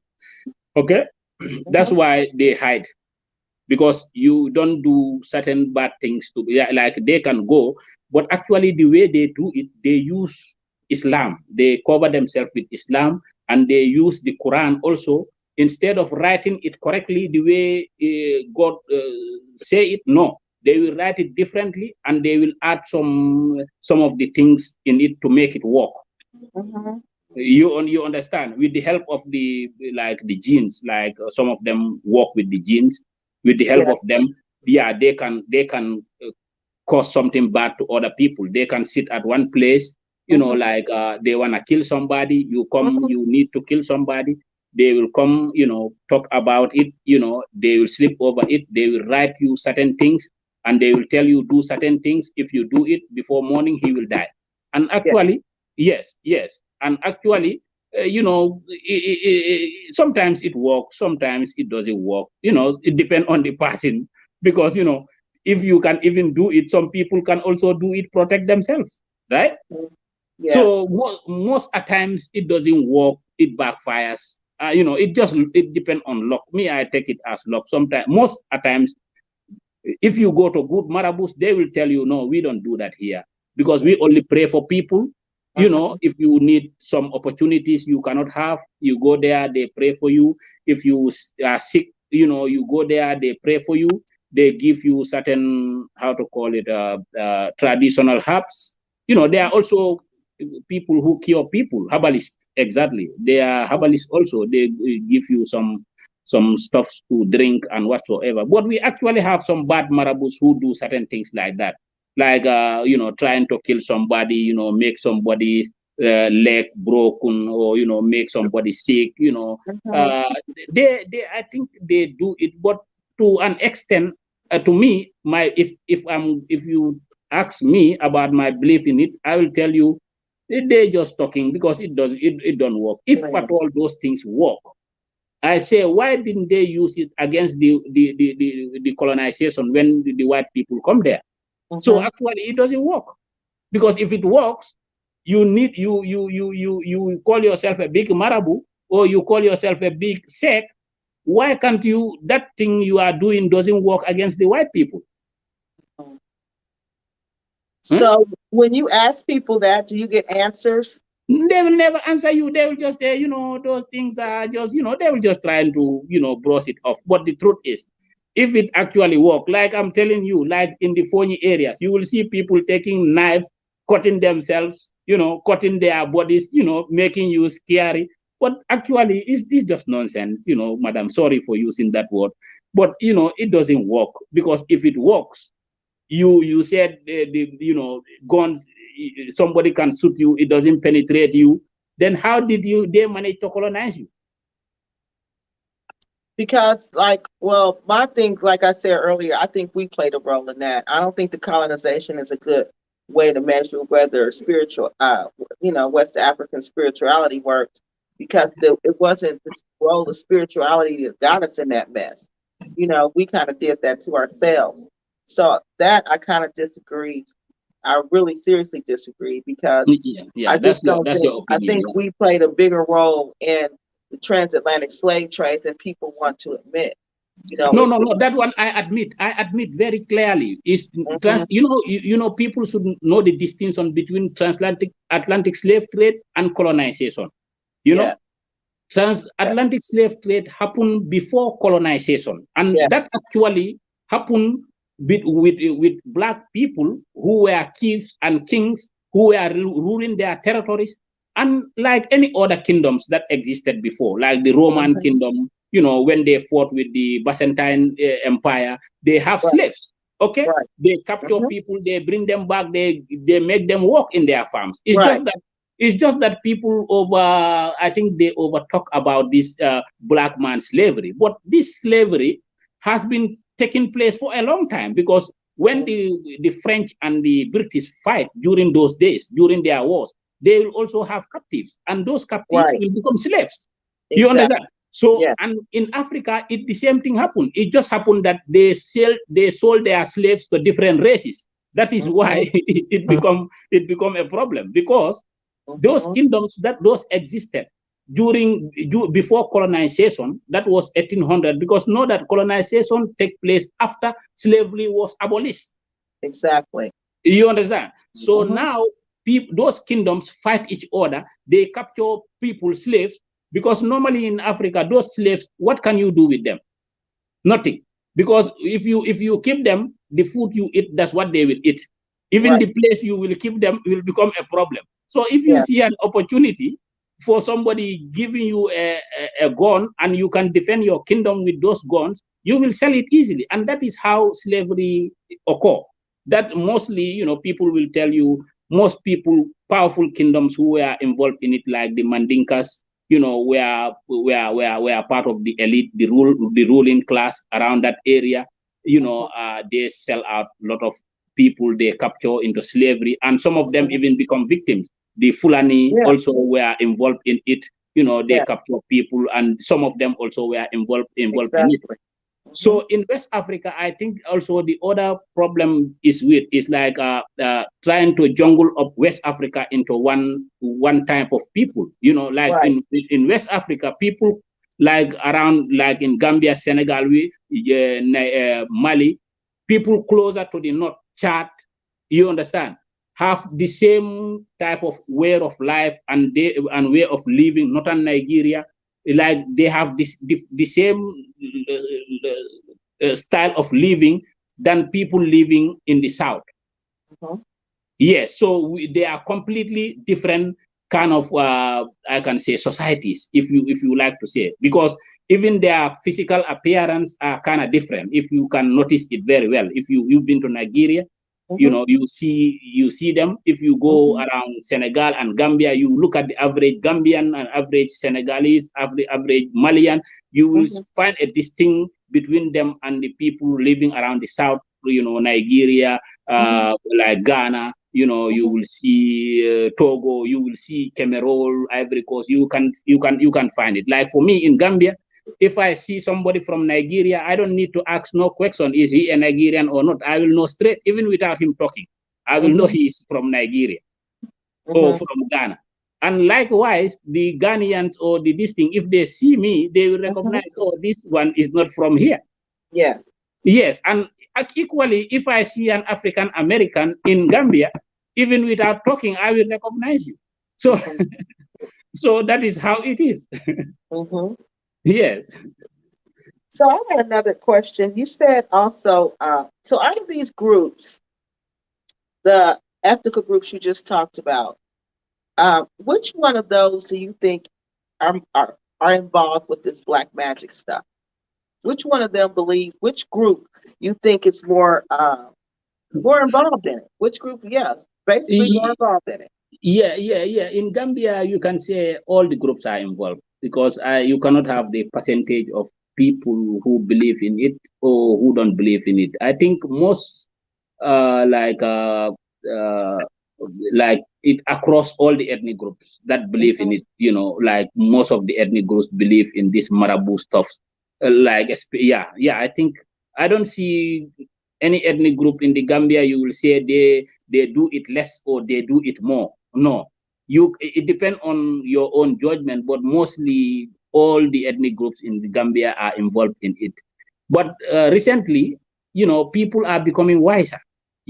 People just think that these people are just sitting there making money out of us.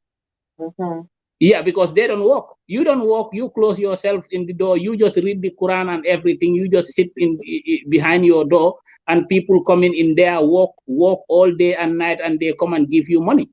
That is so easy. Yeah, a lot of people now are recognizing that, and they are moving out of it.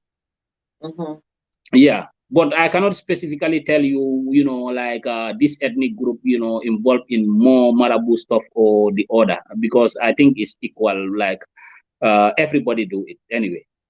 Yeah. So you don't hear like one group talk about it more than another group, or you don't hear like in the community where they say like one ethnic group is more involved than another ethnic group. Do you hear that? Actually, no, I don't. I Oh, don't. okay. So it's just everybody. Yeah, it's everybody. It's like a business of everybody. Like everybody is involved in it. Yeah, everybody is involved in it. But mostly, the main purpose of it is because every Muslim, you must have somebody like an imam who you trust Yeah. very well. You understand? Mhm. So if you have certain issues that is going on in your life, you go there, you tell him, Imam, I want you to pray for me. And mostly, according to Islam, the way he should pray for you, as long as I know, he will just, tell you to open your hands, and he will pray for you from God. He will pray to God for you on your behalf, because it's perceived that most people who are like imams and say are more closer to God than you as an average person, because mostly they are more pious. They go to the mosque every day. They pray every day. So people think that they are closer to God more than the rest of the people. So you go there for them to pray for you. That's all we do about it. Yeah. Okay, Yeah. so we have a question, Mr. Pa. Mm. Is there so one of the repat members want to know, is there a certain age group that practices witchcraft or black magic more than another age group? Yeah. So what Witchcraft. age group would you say are more involved in this practice? The problem is me with this witchcraft thing. In the Gambia, everybody will tell you it's a speculation. Everybody think that some guys do it, like especially if Oh, you have, yeah, if you have difficult time, like whatever you try to get, you don't get it. Like it's just like a belief system. Like if you are in the West, if you have difficult times, that you have difficult times. Perhaps if you work harder, you will get there, right? mm-hmm, So in our context, people feel that if you have difficult times, maybe somebody else who is trying to witchcraft you. mm-hmm. Yeah, but actually nobody will actually pinpoint somebody and tell you, oh, this guy is doing witchcraft, or we go there and do something. No, no, no. It's just a speculation in people's mind. Oh, this guy do it, but you cannot prove it. So would you say it's the older people or the younger people who are doing it now? Yeah, it's the older people. No, people who are accused are mostly older people. People who are accused of witchcraft are mostly older people. Oh, You so know. why do you think that is, Pa? Yeah, that's as I just tell you. We associate witches and witchcrafts to people who are poor and Uh-huh, destitute. Yeah, people who are like very ugly. Also, uh-huh. people. Yeah, in Gambia, many people will tell you that. Wait a minute, I People can't hear you. who are ugly. Yeah, they are all, they are very old, like isolated, or they don't Uh-huh, have kids. They don't have kids. uh-huh, People will always say that, oh yeah, this guy, maybe the reason why he's living alone. I used to do that when I was young. We uh-huh. walk around, we see a very ugly old lady, we said, oh, there is one witch here. you know Mhm. yeah, everybody accuse you of that, but yeah, but nobody can prove it actually. Yeah. Okay, I got But another question. We got another question for you. mm, One of the repat members says, "Pa, I think the dumpsters, those are the female bumpsters, always get to you before the genuine Gambians get to you." yes, What do you that's have true. to say about that? Yeah, that's true. As I said, like mostly if you guys like come into the Gambia, you will always have a designated place for you, because most of the reparts tell them where did they lodge. Is a designated place for them to live in. So, and people know that this place is designated for people coming, because Gambians will not live there. You will never see a Gambian who will live in those areas, you know. So they know that it's a place for people from the West. Okay. So those boys who don't have no occupation, who have no jobs, will go and sit down there, and they will say they are looking for opportunities. So they'll be sitting down outside the hotel doors, waiting for you to come out. Oh, okay. Yeah, that is how it is done. They will come out, and you will just bump into them. You will think that, oh, they are walking. No, they are just looking for you guys. I'm sorry. They're just looking for you guys. I'm sorry. Yeah. Okay, we got another. Wait a minute. Let me see what this one says. It says there's a nightclub or a bar in Senegambia area where white tourist men go, and they are Gambian women in there picking up men, Yep. Yep. especially old white men.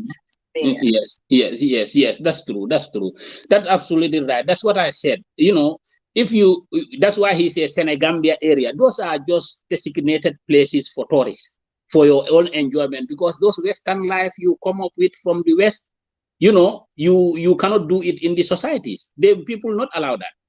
Okay. So there is designated places around Senegambia, Tamala, Coco Ozone, all those places. They are designated for you guys. If you come, you want to go to club, you go there. So people like I said, people looking for opportunities, like poor Gambians, like people who don't have no occupation, will take that opportunity and say, all right, I can make money out of this. So what they will do is they will just want to come around the riverside, trying to catch a fish. Like, they will try to dance with the old white people with the pretext that those people can make them rich. But actually, what they didn't know is most of those people coming there are actually even poor. They don't have nothing. They are just basically average people who live in the West, got a few dollars, pay air ticket, manage to pay a room or two, they come there, settle down there. They are very rich. Some people come there, there are some rich among them, but most of the times people who are very broke will come over there, trying to have everything. So, and also if you want to come to Gambia, you want to live like very rich, you want people to think that you are rich, you will face a lot of difficulties. I think if you come to the Gambia, just try to be humble person, dress well, don't dress like you are a king or you are from whatsoever, or you have a billionaire, when actually if you come with $5,000 in Gambia less than 2-3 months, it will be finished. And now you don't have no income that is coming for you. Coming. So what will happen is you will start having troubles fighting with people, because people who are surviving from you will expect more money, that you have money when you actually don't have money. And you will start having stresses and everything. So it's good when you come, have a good contact, have a room. I'm not trying to discourage you guys from going to the hotel, because that place is designated for you guys to go and live there. But if you are wanting to live, if you want to live in the Gambia for a long time, try to go into the society, rent a house. Okay, rent a house, be in that house. Is more cheaper than being in the hotel industry and trying to show people that you are rich. Everybody who talk, you remove money. That at the end of the day, people will eat your money, and you will complain. Exactly. Right, you're so right. You are so right. Yes. So we got another question. Yeah. So someone wants to know, is there open homosexuality in the Gambia? No. There is no open homosexuality in the Gambia, and even homosexuality, according to our laws, is criminalized. You understand? Yes, it's criminalized. If you are caught doing homosexual act, if you are reported to the police can take you to court, and you will have around, I think, 20 years in jail, something like that.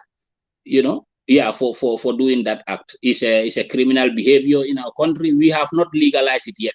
Maybe in the future, but I don't think so. It will, because one time talk about the debate there, it was really toxic. People were very much against it. I don't think it's a good idea to come to Gambia to trying to, no matter how tolerant we are not tolerant about that, because even the people who caught you doing that act, they may beat you up seriously. Oh, wow. Yeah, yes. Even before taking you to the police, they may beat you up very, very seriously before they will hand you over to the police. So that it seems like I read somewhere that the Gambia actually lost some financial international aid because of their stance on homosexuality. Is that Yeah, true? yeah, it could be true, because most of these are laws that the Westerners want to bring in, because since it is legalized in the West, they want it to be legalized globally. So if they will tell you, okay, we have a grant for you, like $20 billion, but the deal of the grant is that you need to decriminalize homosexuality in your country, because they also have their interest, because the interest is some people coming for tourism are actually homosexuals, Yeah. so if they come there, they will want to do homosexual behaviors. So but under a free environment, which a law did not restrict them from doing that, and actually that is called diplomacy. Any country, you want to make sure that your people are safe, right? So wherever they travel to, but it depends on the country. If the country, the people are acceptant, then it happens. But most African countries, even Christian countries like Kenya, they don't approve it at all. They don't, they don't approve it. Yeah, that is not a good this thing in the Gambia. I don't think people will even joke about that. Yeah. Now here's another one that says, are the female bumpsters prostitutes? Yeah, it depends on you, on how you want to call it. You can tell them they are prostitutes, if you like, because actually the act they do is nothing far from prostitution, right? Yeah, because if they go, they want to be your friend, and they want a financial assistance from you. But as a white man or as a African American, you know that this guy or this lady want financial assistance, you abuse them, right? You give them money, sleep with them, and walk away. So, and whatever, if that type of act is actually prostitution. It's not actually like a profession going around standing at a corner. It's like they are looking for opportunities, and you take that opportunity they are needing, and that is should be really shameful for people like from the West who do that act, because this guy needs financial assistance. It's not because she want to sell herself to you. She don't tell you, oh, I do this. This is a business. No, she just want opportunity. She need money, you understand, and you take that opportunity, sleep with them, promise them a lot of promises, and just one day you book your flight and go back. So I've heard that a lot. So I don't quite understand, what do they want the people to do? They actually, it was a man who said that. That same thing you said, that this lady, she broke his heart because she made him all these promises, and then she just left and went back to Europe. So I don't understand, what do they think is, what do they expect is going to happen? What are their expectations about this Yeah, relationship? like I talked to you about the bombers. The men also, you can call them, they are prostitutes, because they do the same thing. Yes, Okay. pretty much. Yeah. Yeah, pretty much. It's just that because of the gender bias that is happening Right. in the world, we tend to frame the ladies being prostitute, not men. Right. But even Exactly. those men, they can be categorized in the same category. Yeah. Like those men that. What is your question again? Can you come again? Um, we we wanted to know. We were talking about the prostitutes in the Gambia. We were talking about prostitution. We were talking about the female. Well, the female, the bumpsters, the female bumpsters. Was Mm. that considered? Do they consider themselves prostitutes? Do they consider themselves prostitutes? And do you guys consider them prostitutes? Or do you guys just no? You answered that one.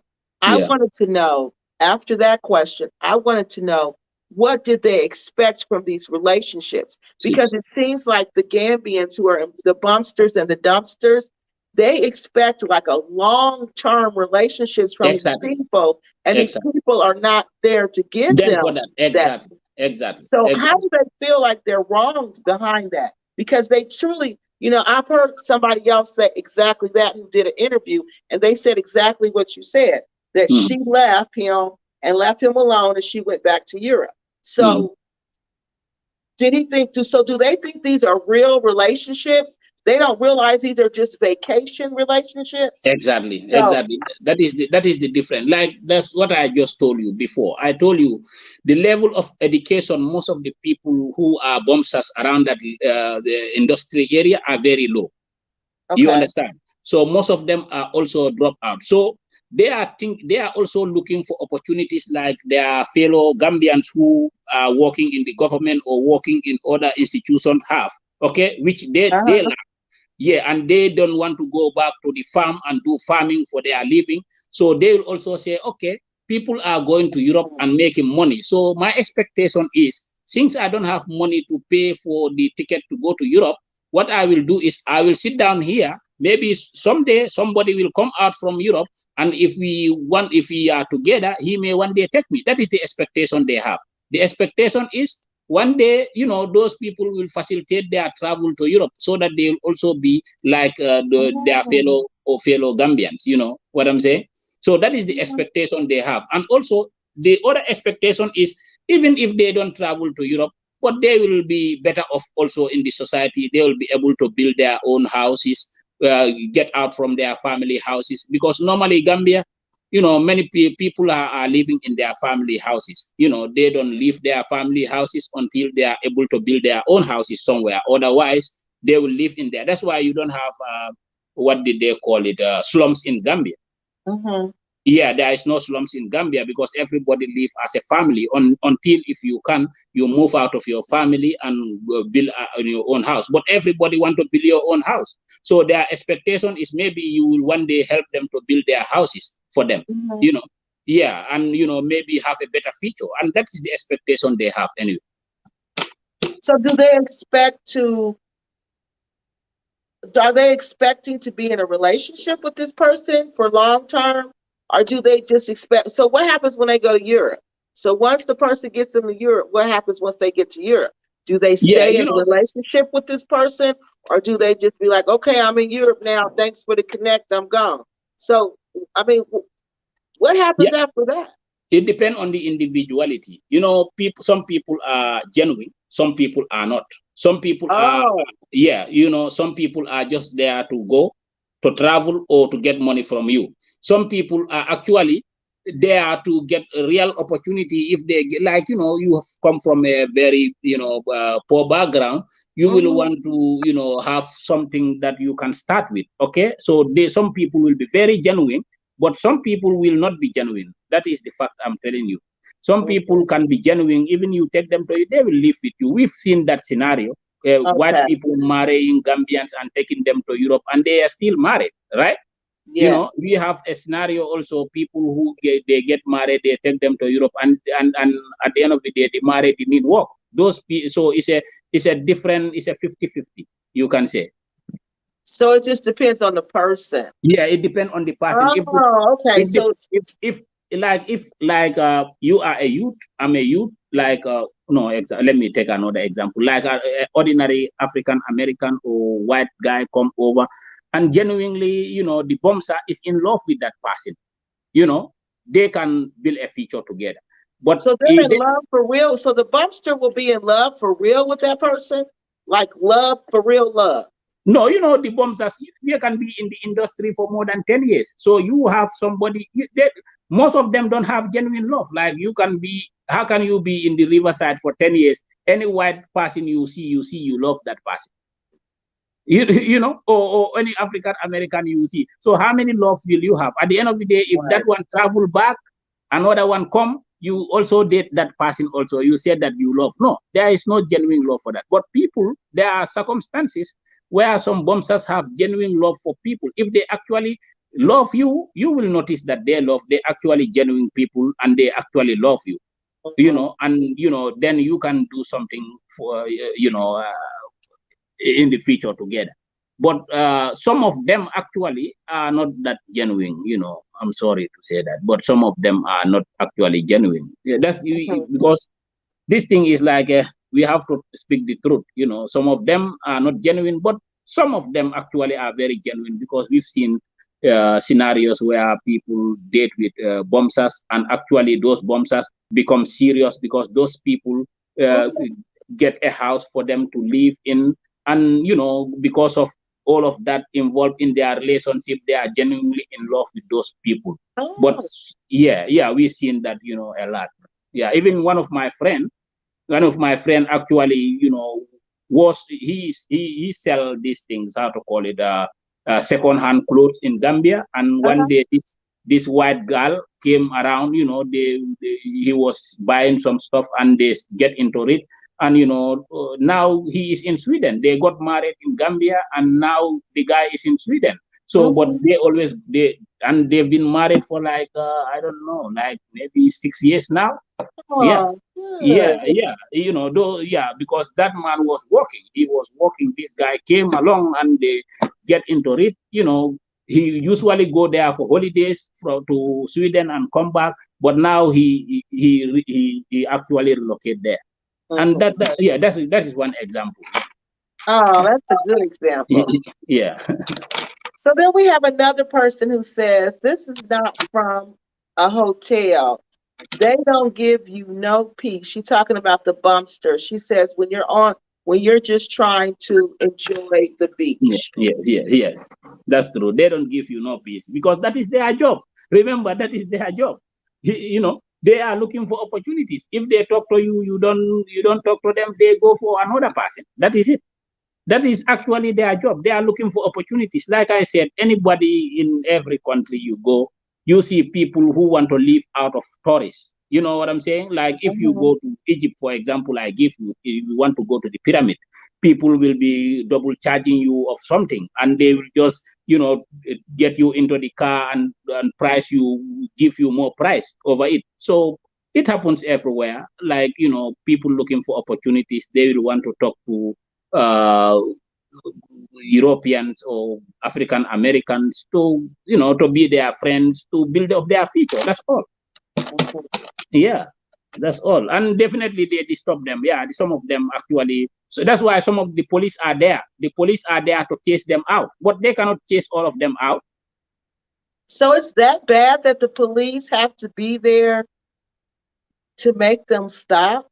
Yeah, some people may see it different. It depends on the context. Some people will tell you, oh, they don't have jobs, that's why they are here looking for it. So they are your fellow Gambians. You should give them opportunity also to have something, from this, how to call it, foreigners coming in here. Uh-huh. You understand? Some people Yeah. will argue that, yeah, some people will argue that definitely, it's not a bad reputation for our country, because these people will be involved in a lot of nasty stuff with these people, and they will be telling them a lot of shit, which is actually is not a good representation of a country. So it depends on the person you talk to. But actually, to me, I think it is okay, but they should do it civilizedly. You know what I'm saying?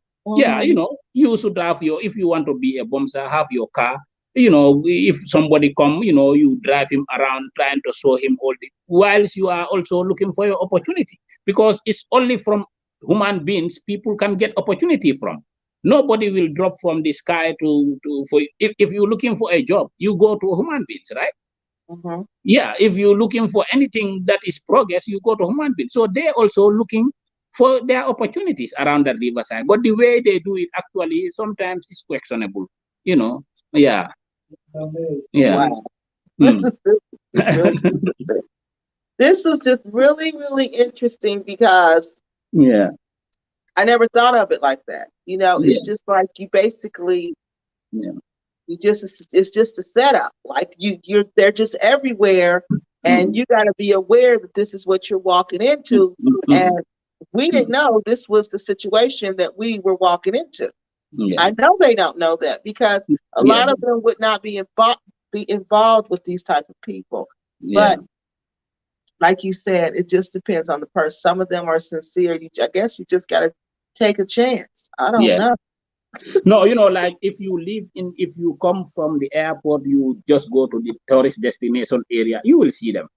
Just move out, take a taxi, move out of that place, but sometimes they are beneficiary in one aspect because they will want to show you the town. And in that process, they will also want to be your friend because if you get into the Gambia, you don't know anybody, right? You just want to go out because if you don't know nobody, you'll just be restricted within the hotel area. But if you see somebody, hi, how are you? I'm fine. You say, I want to go to the market. He say, yeah, I can help you go to the market. He will arrange a taxi for you, get into it, and take you out. So any information he give you, you will believe it. But remember, if you are actually an intellectual, if you talk to that person, you will know that guy don't know nothing about Gambia. Like it's just like in anywhere. Some people live in a country, they don't even know what is going on in their country because they are not interested in the politics of the country. They are not interested in the diplomacy of the country. They are not interested in the culture of the country. What they are interested is just to make money and go out. So those type of people, they cannot tell you nothing about it. So if they want to tell you about politics, they will lie because maybe they don't even watch TV. They don't care about that. Wow. Yes. Oh. So if you want to know, actually, you may have a contact there before you come to Gambia. If you want to avoid them, but to have a Western life also, you have to deal with them. If you want to be enjoying Gambia like the way you enjoy Europe, So you think the fact that we go to the Gambia and still try to do the things like we do in America, exactly, that's what continually exposes us. That is what exposes you to a lot of stuff. Yes. So we need to adjust ourselves and behave like the Gambians. Thank you very much. We won't be exposed to these type of people. Exactly. If you reorganize yourself and behave like Gambia, but if you go to Senegambia, you want to eat burger, you want to eat pizza, you will get all those things out there. But if you go out of that area, you will never get them because they are not available, because the locals will not eat those type of food. Wow. You understand what I'm saying? Yeah, so that is the different number. So if you go to that riverside also, you will find people, like if you are a good marijuana smoker, even though it's illegal in our country, those boys can help you smuggle it, bring it for you, and you will smoke and you will get high. You know what I'm saying? So if you want to go to the club, they will tell you there is a club here, and they will take you to that club. You know that? So if you want to live Western in Gambia, you will live Western, but you will have a lot of troubles along the way because those people also want to adjust themselves. The bombers adjust themselves to be Western. That's why you will see a bomber who will speak all the European languages. He have never been to Europe. He will speak English, he will speak Dutch, he will speak French, he will speak, and all of these things he learned it from the street, not from going to school or whatsoever.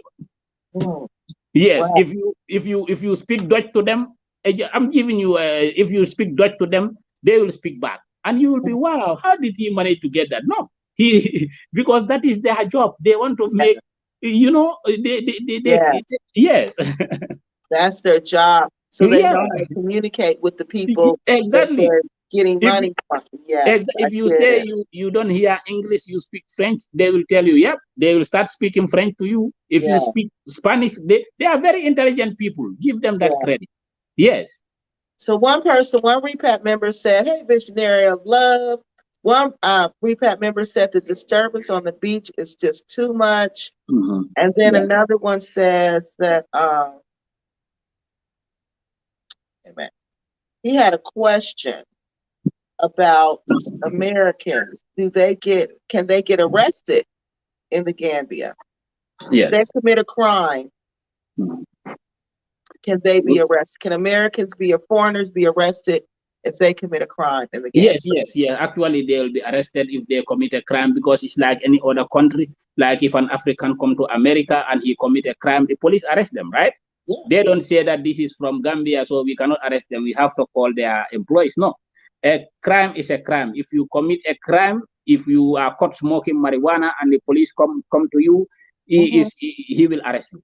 If you are doing drugs, if the police arrive to you, they will arrest you. Or if you are reported, you will be arrested. And if they are taken to the courts, if you are guilty, they will lock you up. We have foreigners actually who are in the Gambian prison for more than 30 years or 10 years. Wow. A lot of them.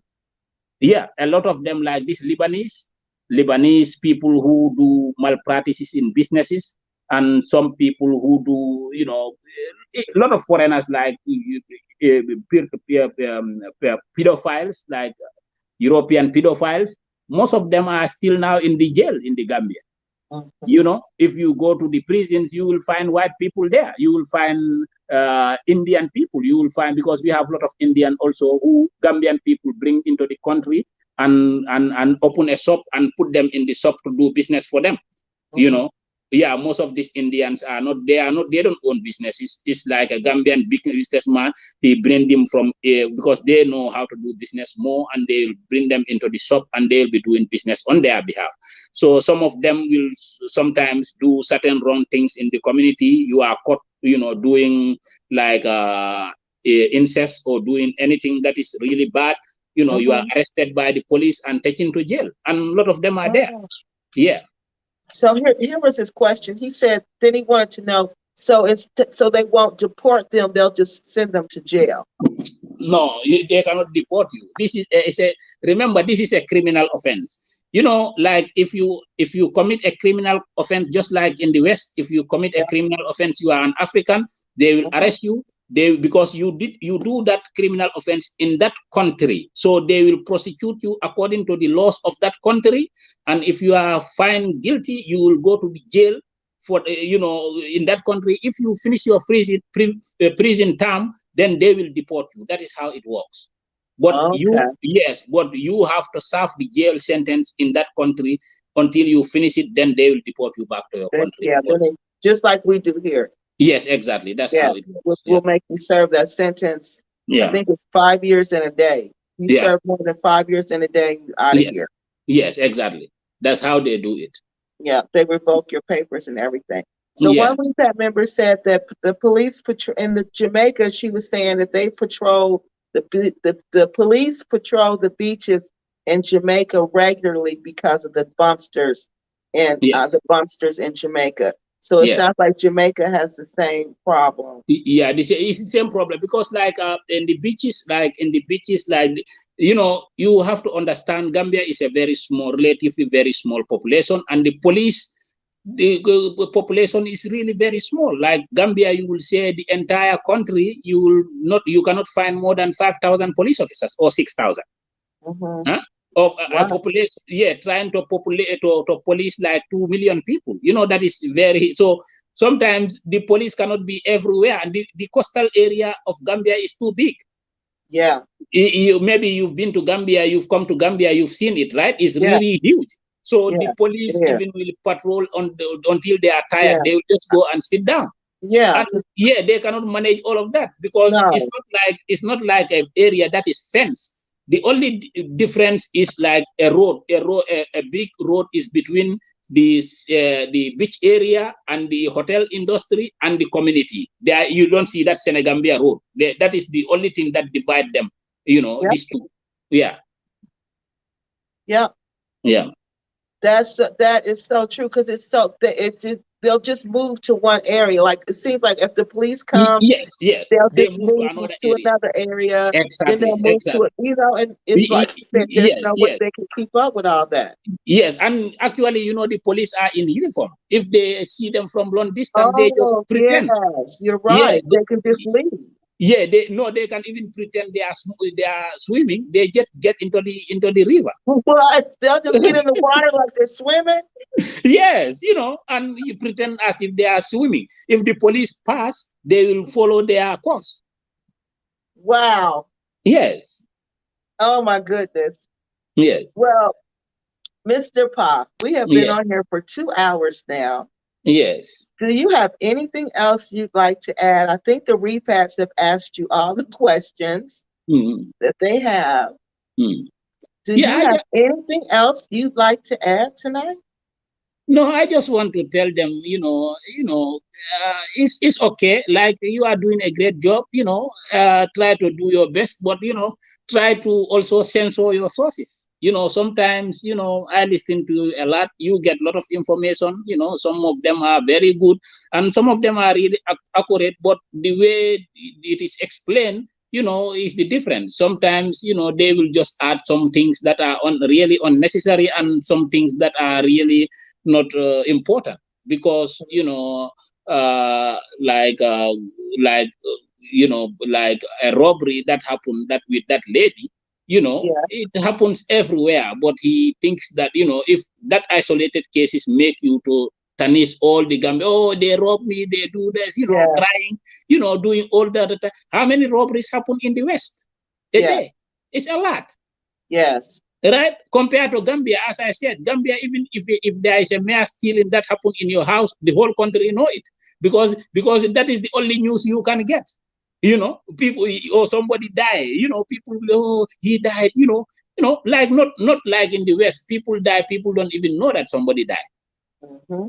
Yeah, Right. so and the next thing is, if you guys are coming to Gambia, try to meet genuine people. Don't try to live like Western life. If you come here, you want to go to club, you want to do everything, then you are not integrating with Gambia, because you don't want to know the society.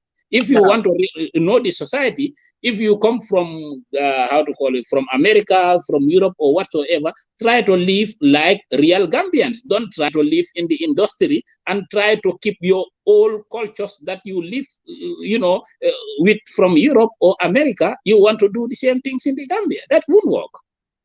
And it will work to a degree that, you will find people, miserable people sometimes, and, they will eat your money.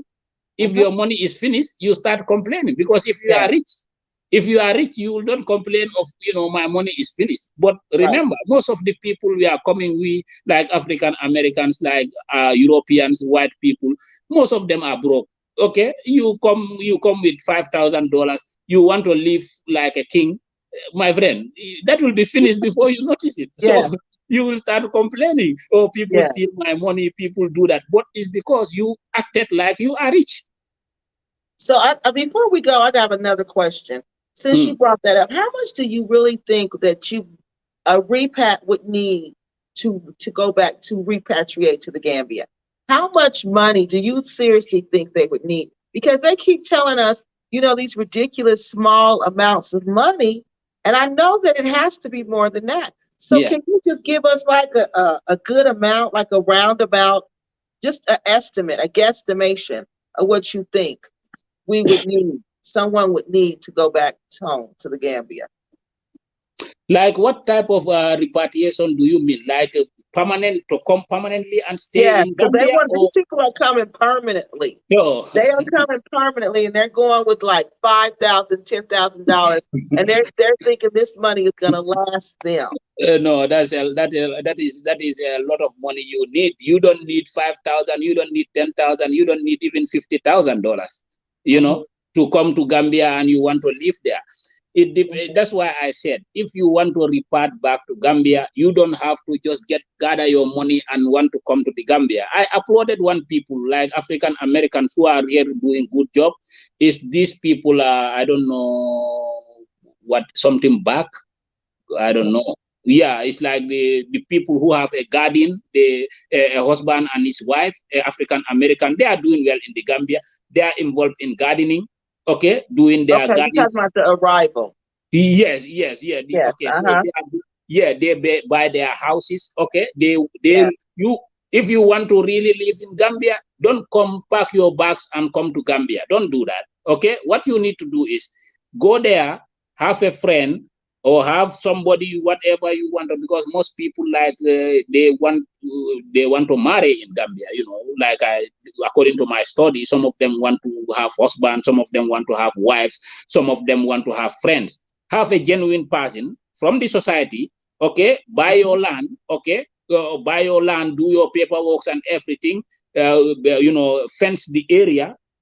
Fence. Make it safe. Put a door so that everybody who comes will know that somebody owned this property, and go back to America or Europe where you come back from, where you come from, get some money, work, make money, come back, build it until you know that you be going back and forward until you finish building your house. Yeah. Then you try to look for a business you want to do, or you want, if you are educated, you want to have government job, you want to be a teacher, you want to be a lawyer, open your own store, be a lawyer. If you want to be a teacher, apply to be a teacher, so that you will have constant flow of money coming in. Because if you don't have constant flow of money coming in, $50,000, $100,000 cannot keep you in Gambia. At the end of the day, you will complain and return home, and which actually is not the case. And that's the mistake these reparts have. They think you can come with $100,000, you start living, in the Gambia, driving car. No, that no income is coming. By the time it is 5 months, that money will be gone. And now you will just be complaining. So it's better work in where you are, Europe or America. Try to be coming, build your house, okay, build your garden. If you want to be doing agriculture, buy a big land, start transforming the land, but you cannot be in the Gambia, you want to transform that land into whatever you want to do it when there is no money coming for you. Right. Yeah, you cannot go with Gambia 50,000. You start sitting down there, start building houses. No, the money will be finished and your house will never be completed. So you get your money, 10,000 or 15,000. Come buy your land, fence the land, protect the land, make this thing. Go back to Europe. Okay, have a friend in Gambia working for you. Nowadays things are easy. If you send money for somebody to do something, there is video call. Like me and you, we are seeing each other. If he said he is working, call him video call. Let him go to the site and you see what he is doing. Right? Yeah. If you try to finish that property while you are away, because raising up that money in Gambia will be very difficult for you. If you don't have no business, you have no employment in Gambia, you cannot build a house while living in Gambia because of the money you come with in the Gambia. That is impossible. Wow. And they should know that. They should know that. And even you don't try to do that, because if you do that, at the end of the day, you will be angry because the money will be gone. Your project will not be completed. And that's what's going on. Yes. That's what they're doing. Yes. Or some people I see them, some people, they will go to Gambia and start, making money out of Gambia. Now they go to Gambia, they open their YouTube channel. You think that YouTube will make you enough money to survive in Gambia. That is wrong. Unless if you have a lot of followers, you can make money there, but it's gonna be very difficult. If you are in the West, try to build. If you want to settle in Gambia, be going to the West, work, send the money or go with the money, try to build your house until it is finished. Then if you want to come back, try to have something like a business, a restaurant, or maybe a taxi, something that can bring you money, or agriculture. Try to involve in something that will sustain you, for the rest of yours. This is lifetime. This is not like I'm going for 2 years, 3 years. This is lifetime. So you got to plan what exactly you will be doing in Gambia when you are there. But you cannot just go to Gambia, fold your hands, go with $10,000 and you think you will survive. You will die. Yes, exactly. Exactly. Yeah. So I think that is about it. Did you have anything else that you wanted to add? No. I don't have nothing else. Thank you very much for inviting me. And if you need me anytime, just contact me. I will try to set light on certain issues, because I try to get good information from your sources. If I say anything that is not accurate here, I guess my Gambian brothers, they should come out. They should tell me, okay, what you said is wrong. But I don't think I've said anything that is not accurate here. Because like I said, these bombers, most of the bombers are not educated that much. They are dropouts, or they are coming from a very poor background, and they are looking for opportunities. And we should not castigate them on that. I'm not saying nothing bad to them. I'm just saying, if you go as a repart, you have contact with those people, they want you to live like a Westerner, and you also agree to that. They are looking for money. Know that they are looking for money. Don't think that they are scamming you. No. From the day when you get into the TDA area, know that those people are looking for money. They are not looking for nothing other than money from you. So if you are kind enough to give them money, give them. If you don't want to give them, don't give them. But it's good that you are a sister. You can help them too. Yes. If you want to help them, just help them, and just stop complaining about, oh, they do this to me, they do this. No, no, no. Yeah. So that's all I have. Thank you very much. I really enjoyed this program. So yeah. Oh, thank you. We really Yeah. enjoyed you. Everybody says thank you for coming. Yes, yes, And yes, thank you yes, for all your information. You were very yes, knowledgeable. And I'll yes. be in touch, and I'm sure we'll have you come back because I'm sure we'll have some more questions. Yes, if, whatever question you have regarding Gambia, because like I live all my life in Gambia, so I don't think nobody will tell me about Gambian stuff. And also regarding, I know a lot of things about Gambia. We will communicate, and yes, I know a lot of things because I've served, in the Gambia, for a Yeah. long time, for more than 12 years. I may look young, but I am a little bit older. Like, I may look young, but I'm a little older, huh? Okay. Well, yes. thank you, Paul, for everything. All right. Thank you. And Thank we you very will much. be in touch, okay? All right. All right. All right. Bye. Thank you. Bye Mm, bye. mm. Okay, guys. We're going to end the show tonight. That's 2 hours and 20 minutes. Okay, we're going to finish talking about the Happy Companion, no backdoor deals next week. And the accused, the lady who was accused, who Shante accused of breaking into her house, we're going to present her case next week. Okay? Because it's late and I'm ready to get off of here. And I remember that man said, I want to listen to Kiki, but her lives is too long. So we're going to get off in 2 hours. Um, we'll finish talking about no backdoor deals, like I said, next week. I might do a video because Monday is a holiday. I might do no more backdoor deals Monday. But I don't know. It depends. I got to do my hair, y'all. So look. All right, I'm about to get out of here. I'm tired. And that was a really nice interview. Thank you, Pa, so much for coming on here. That was really nice. You shared a lot of information with us. All right, ladies and gentlemen, I will see you guys next week. You might see me during the week. It just depends. Y'all know how busy I am. So y'all take care and thanks for joining us tonight.